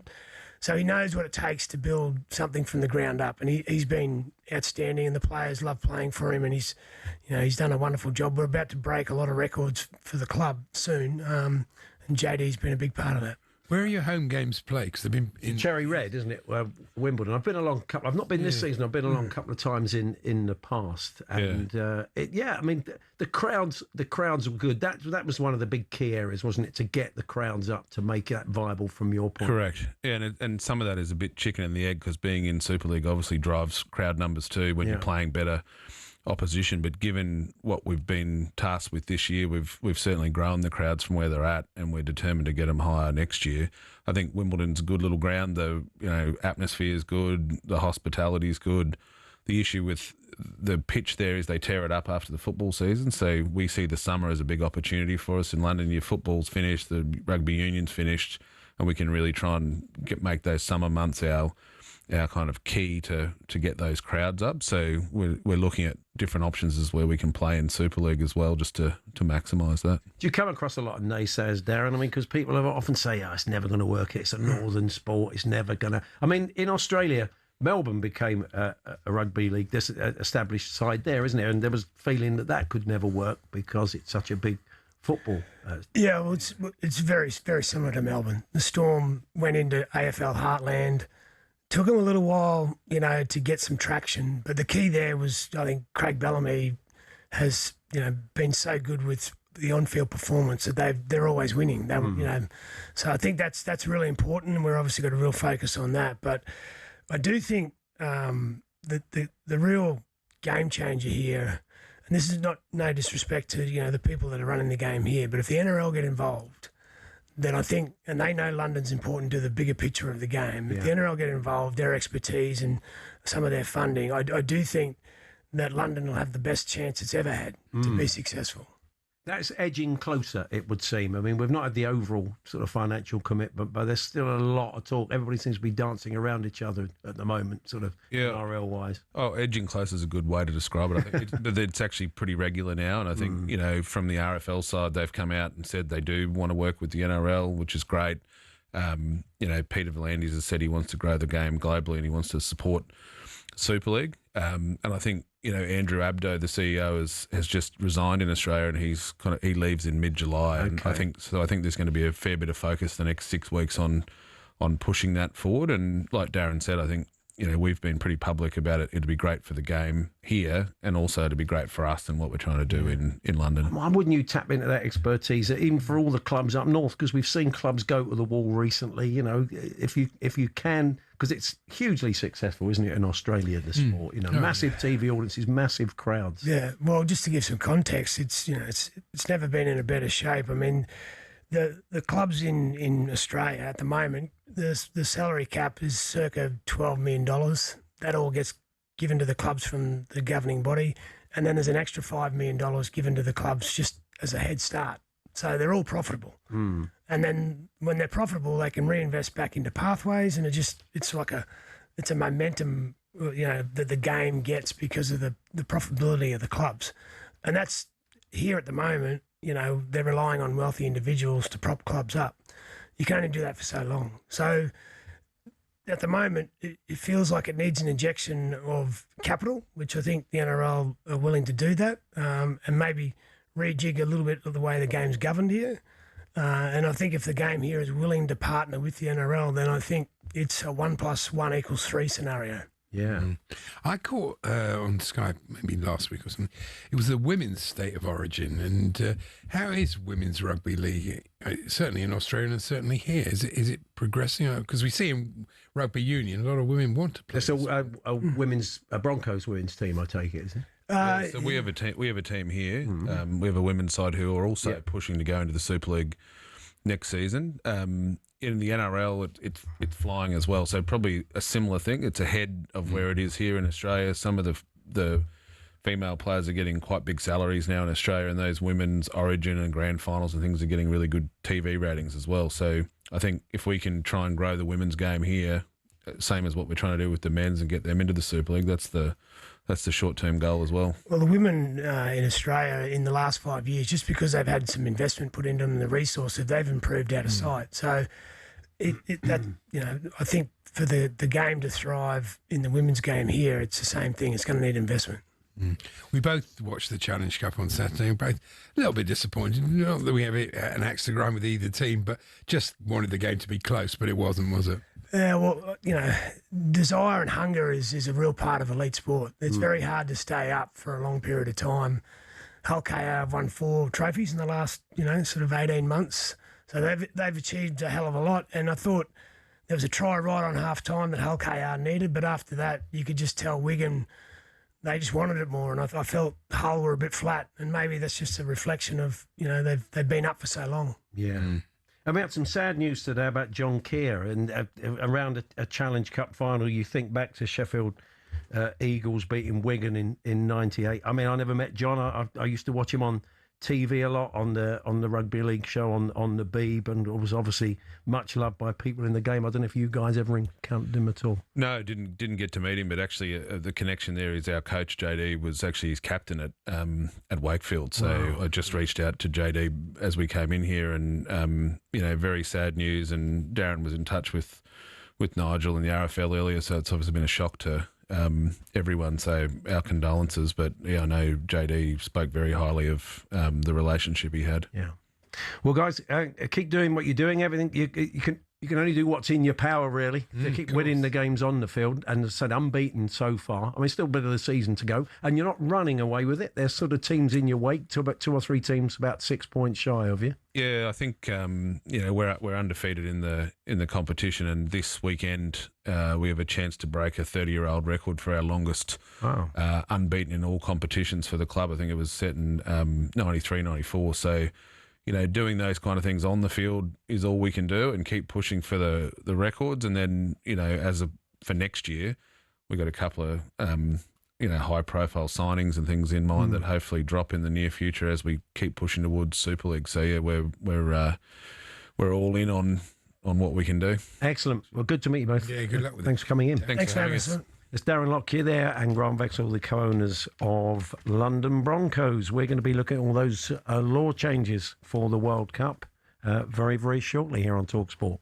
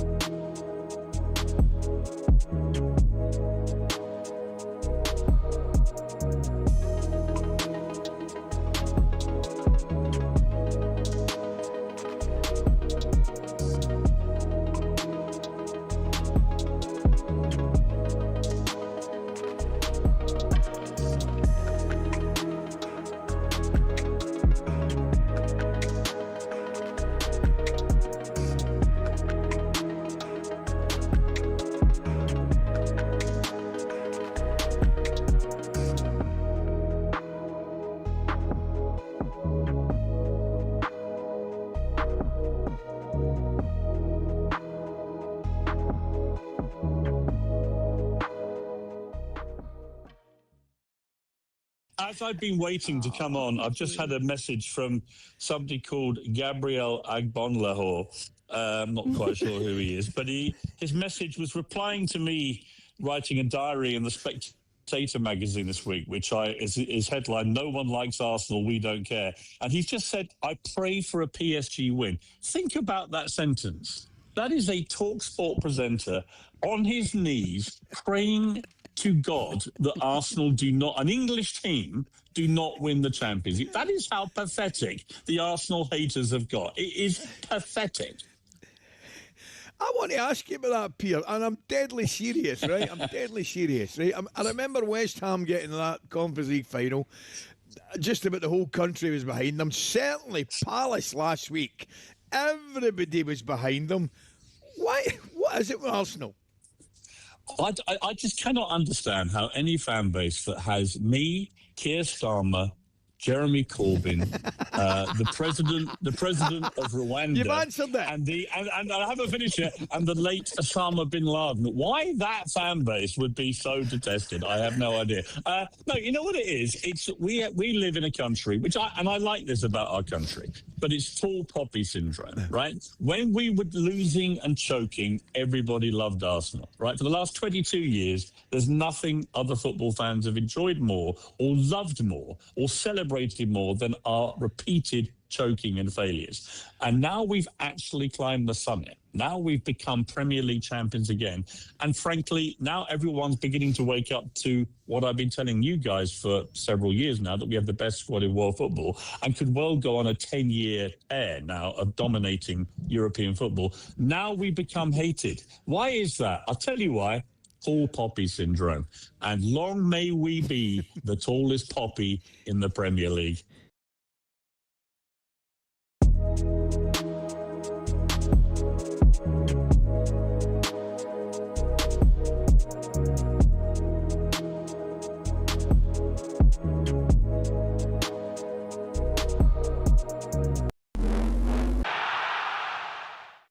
Kevin Keegan has revealed he's got stage 4 cancer and told fans in Newcastle he needs to say goodbye properly. The Ballon d'Or winner says his doctor is a Liverpool fan, so he won't be walking alone. Elsewhere, James Milner says he's leaving football with immense pride, gratitude and memories for life after retiring at the age of 40. He made a record-breaking 658 Premier League appearances. talkSPORT's Dean Saunders coached Milner at Newcastle. Every day I used to stay out with the players practicing shooting. Every day I used to take the balls. Anybody who wants to come over here with me, every day James Milner was there. Now, the sacked Arne Slot claims his connection with fans goes beyond football on Merseyside, but despite winning the league last season, Mark Lawrenson reckons the Dutchman didn't get Liverpool Football Club. The one thing about Liverpool is they have a certain style, which is footballing in your face, and it's always been that way. And he just couldn't do that. Former Arsenal midfielder Emmanuel Petit says people don't realise how hard it is taking a penalty in a major final. Do it after a Champions League final at the end of the season with the heat, with the pressure. You're tired. I'm pretty sure that Eze felt it, you know. And Saudi Arabia's FA is handing out free World Cup tickets to their fans following concerns about half-empty stadiums.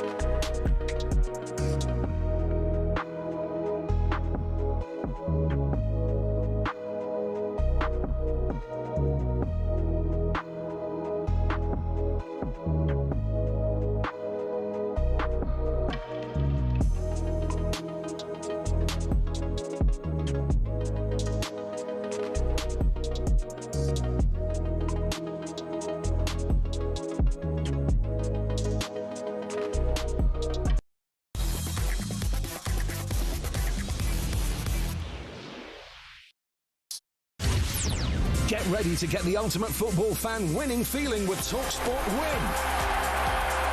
Yes, time running out, just 4 p.m. today. So, 25 minutes or so, 24 minutes or so to enter the competition. You could be off to the FIFA World Cup, courtesy of Adidas. You and a mate could be in Dallas, June 17th, all expenses, seeing England play Croatia.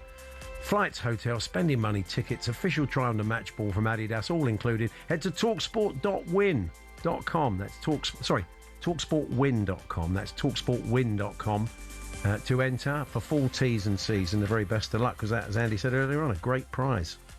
We have our 2 finalists for the clips of the month. It is Shaban's Krusty the Clown and Carry On TalkSport, featuring David Tanner and Reshmin. So if you want to go along, once again, thanks for everybody who's voted so far.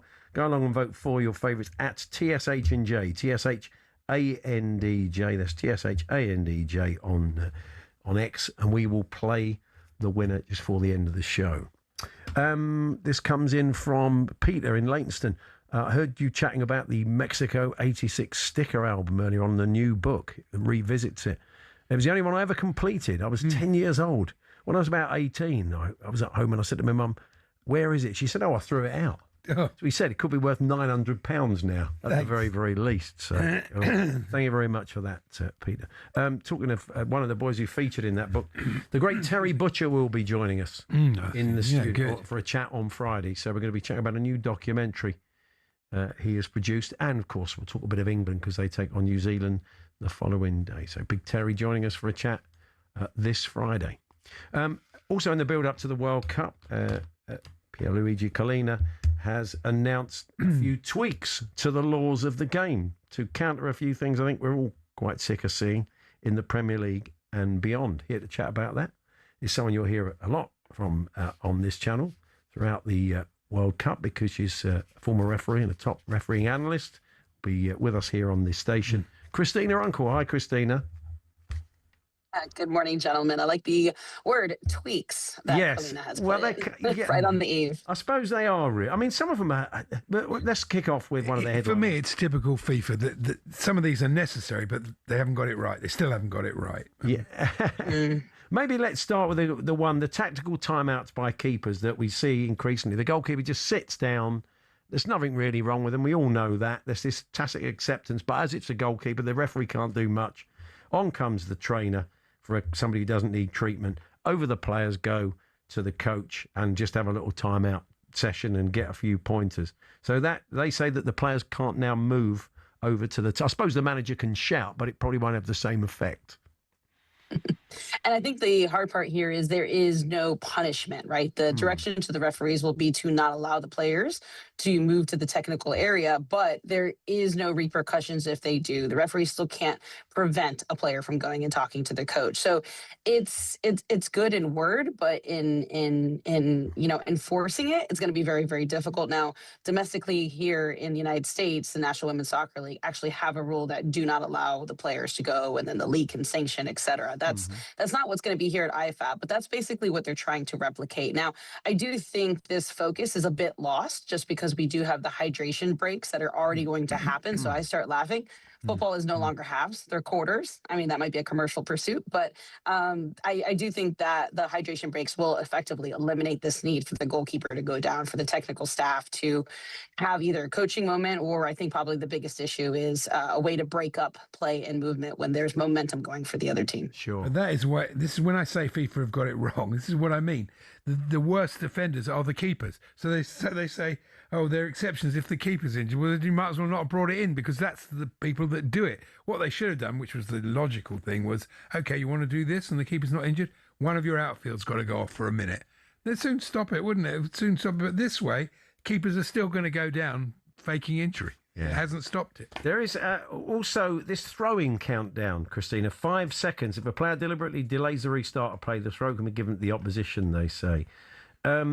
Also, they want the throw-ins taken a whole lot quicker. But we are seeing more sort of ceremonial throw-ins where a defender has to come up to take the throw-in, has to make up the ground, which maybe they can't do in 5 seconds. So we're wondering, what point will the 5 seconds stop? Yeah. Is it when the player's got the ball in his hand, or is it when the throw's given? So that is different. 5 seconds, it's not a lot of time to actually get the ball when it's gone out of play and throw it back in. Yeah, 5 seconds is not a lot of time. And if that was implemented in the Champions League final this weekend, Arsenal would have lost quite a number of throw-ins, right? So, the 5 seconds doesn't begin as soon as someone receives the ball. It's right when the referee begins to decide that the throw-in is taking too long. So there's going to be that natural flow that the player is going to pick up the ball, get ready to put into position. But when they do that stall, they start to throw in, they stall, they start to throw in. That's when the referee is going to start that countdown to officially put them on an official warning. That allows them to reinforce that. But it makes that kind of fine balance when you have, and I can't remember what minute it was in the Champions League final, where it was in the attacking third, it was near the corner, someone picked it up, they passed it to midfielder. I think then Saka passed it to it might have been Declan Rice or another person. It was like 3 balls were passed before the ball was properly thrown in. But that 5 second will start once the referee can acknowledge and see that gamesmanship is beginning. Because you do see, I go and watch Brentford, and they've got a full-back who's brilliant at long throws, but if it's he's a right back, and if it's on the left-hand side, he has to come all the way across. That takes a lot longer than 5 seconds. Yeah. So it sounds like a lot of this will be referees' discretion. In the same way, time-limited substitutions. Players have got 10 seconds to get off the field. They have to leave it from the nearest point. And so if they don't do that, the substitute can't enter the field to play for at least 1 minute, and the team have to play with 10 players. Now, we all know it's used. The ref got enough to do already with that. All this timekeeping. That minute there, 10 seconds here. The goalkeepers have got 8 seconds. It strikes me they won't be standing there with a stop, but it's just kind of putting the players on notice that they're watching for all this stuff, and there is actually a law that they can turn to. It's not just referee discretion, is it? Yeah, and I think if anything, that kind of helps support. I know officiating, particularly when you are moving a player off the field, and they've changed that substitution rule with trying to escort the player to the closest boundary line. And now enforcing this minute delay or a timeout, we've seen it here in Major League Soccer. Ironically enough, it happened between Suarez and Messi in an Inter Miami game. It is very effective. It will help eliminate that type. And previously, officials, all you could do was use your words, but you were the villain if you started yellow carding for these issues. Now it gives us the ability to enforce it, and everyone to say, like, as we saw once again, reference to the Champions League, the corner kick stopping at halfway, right? It allows us to enforce these situations. Yeah. But again, a red card will be shown to any player covering their mouth while talking to an opponent, which is great. Well, I agree with that.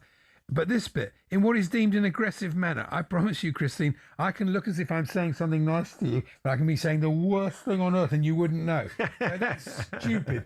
Just make it blanket. None of this. No hands over mouth whatsoever. Yeah. Why make it complicated?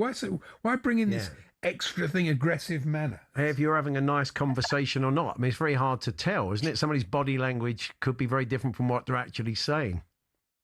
Oh, you hit on the head. There was a manager who I will not disclose his name, but any of the rookie refs, particularly the fourth officials, I'm like, do not stand nearby him. He will destroy you with profanity, but he would do it in such a calm manner that only you, him, and God will know that he said that. That's exactly it. How can they not realise that? If you go to, you sit down and you come up with all these things, your IFAB, surely somebody's going to say that, no, don't put that in about aggressive, because that will be easy. That overcomplicates. There's nobody that can do that. The one that is the standout is the one that is the possibility to give a foul if it occurred before the ball is in play. That is quite a fundamental change that a lot of people have been calling for. It's interesting that a goal England scored against Uruguay back in March is seen as the worst example of this. I'm sure there are others. But, I mean, do you applaud that generally? Do you think it's a go? You must feel hamstrung sometimes as a referee when you can't give that sort of foul because you know it's been instrumental in a goal. It's been instrumental, and we've seen it in Premier League this year, right? If more than not anything, is basically the battling and the collisions within the penalty area when the ball is being distributed. It's one of the most difficult because 4 different crimes are being committed by attacking and defensive players, and so it's a very hard thing to enforce. Now, I do want to be clear, because I've seen some chatter that people are thinking, and they're referencing the Cucurella play, that would have been taken back, right? A penalty commitment, but the reinforcing it's only for attacking player infringements, not for defensive. So if you have a defender who's holding somebody at that point, you're not going to replay it for that situation. It's just an attacker. Typically, when the ball is in the back of the net, it's a retake of the corner kick to basically eliminate that kind of foul that would eventually allow someone to benefit from a goal from it. But just wanted to be clear, because people have been talking about the defender, like the Cucurella play as an example. I'm like, no, that's not an example in this law. Well, would you have been in favour of that moment with Cucurella and Mickey van der Ven being a penalty being brought back, do you think it would have worked had they not said it was just attacking players?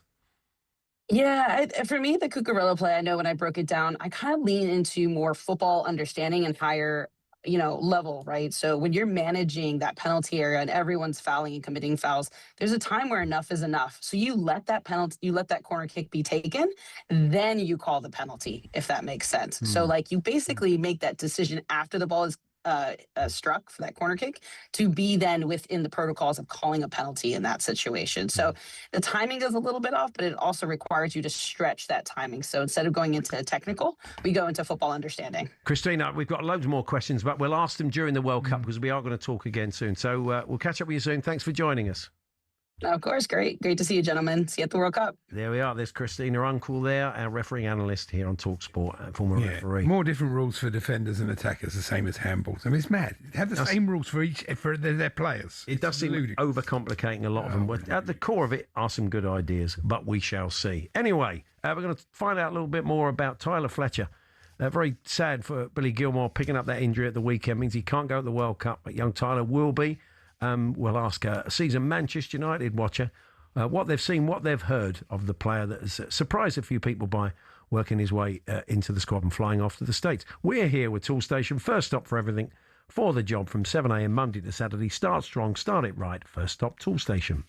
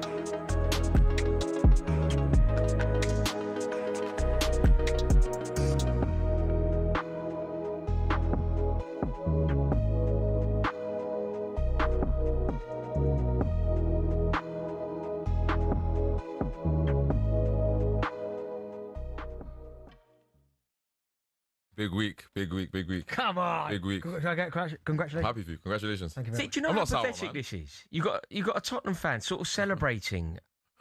You can't celebrate. You come in straight in. Straight, Bro, at least like maybe a cup of tea first. Like, go straight in. No, mate, because your entire gait and approach is wrong. This is unjust. This isn't how it works. Darren sitting next to me, giving it to Big Un, is just about fair enough. They're champions. They can get away with it.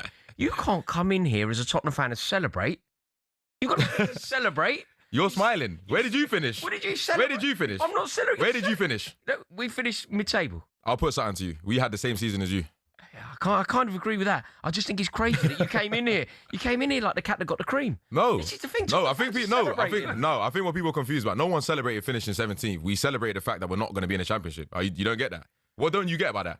No one wants to be 17th, but once we're in a relegation fight, you want me to be upset that we're staying up, bro? I'm happy, bro. I think it's shameful that you can find anything to celebrate at the moment. And this is the thing that Tottenham fans are doing. They're sort of going, we kind of won. We won. We succeeded. We made it. Like, no, you lost. The fact that we're having this conversation. We're having this conversation. He's coming in for a different level of smoke. Yeah, he has. I had an ice cream earlier. He has. No, literally, I was enjoying the weather. Yeah, he's coming in on war, like, honestly, crazy. I just can't believe it. I've witnessed you in real life. You've walked through the door like the cat. You want me to come in here? It's 30 degrees outside. How do you want me to walk in? I think you should come in here very reticent and basically say, "Oh my." Get ready to get the ultimate football fan winning feeling with talkSPORT Win. Because this summer, you and a mate could be jetting off to watch England versus Croatia live at the FIFA World Cup 2026 in Dallas, including tickets, flights, accommodation and more, courtesy of Adidas. Go to talksport.com/win to enter now, and you could be soaking up the incredible atmosphere at the FIFA World Cup 2026. For the chance to win every football fan's trip of a lifetime, enter now at talksport.com/win.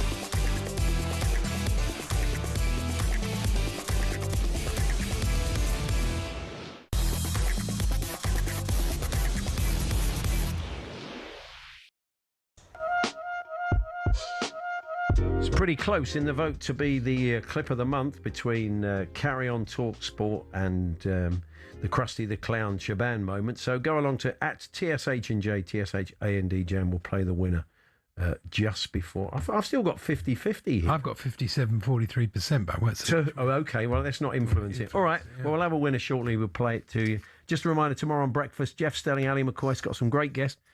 Mikel Antonio, the former West Ham striker, will join them. Theo Walcott will be there as well. So you'll hear from Theo and from... Missed a couple of scissors in the old soccer age. Oh, yeah. That's right.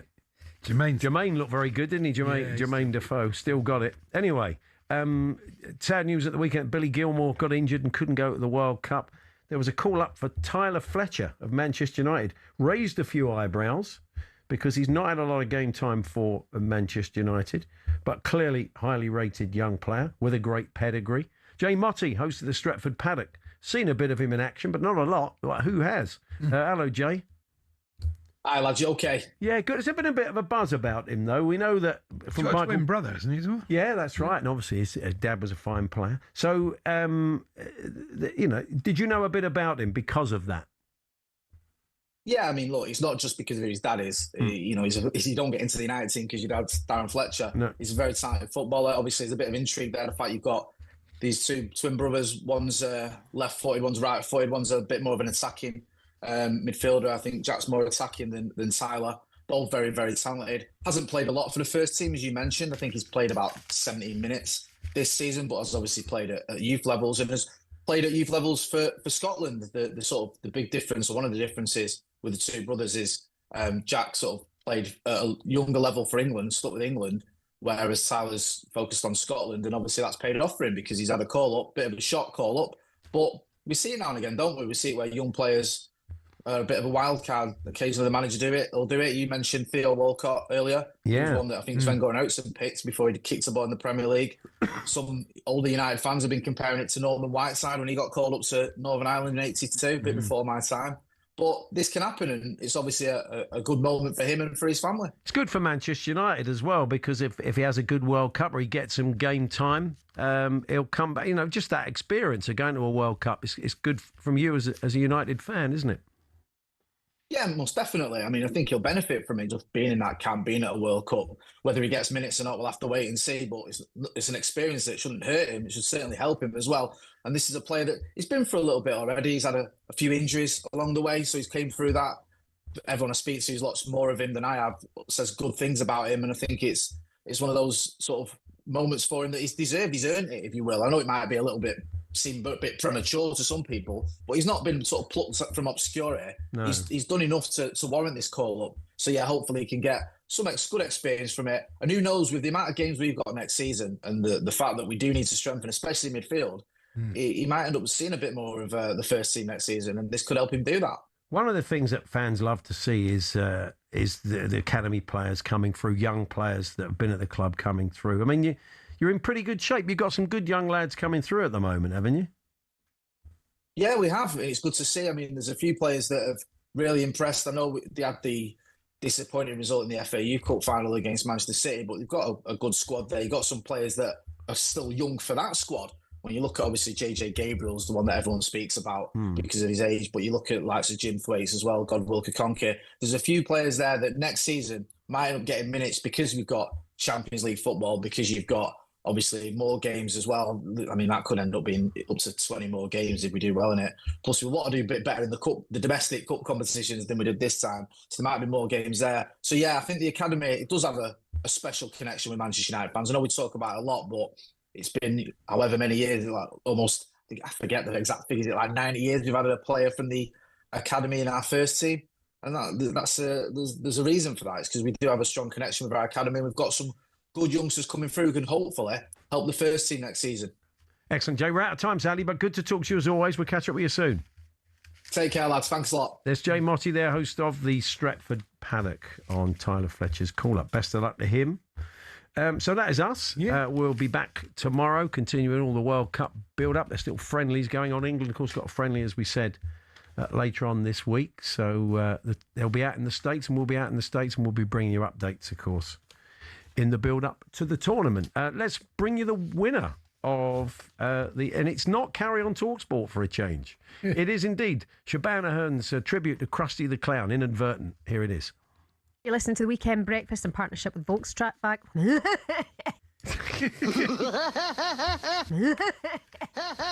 There we are. Thanks to everybody who voted. We'll catch up with you tomorrow. It's Andy Goldstein and Darren Bent with Drive up next.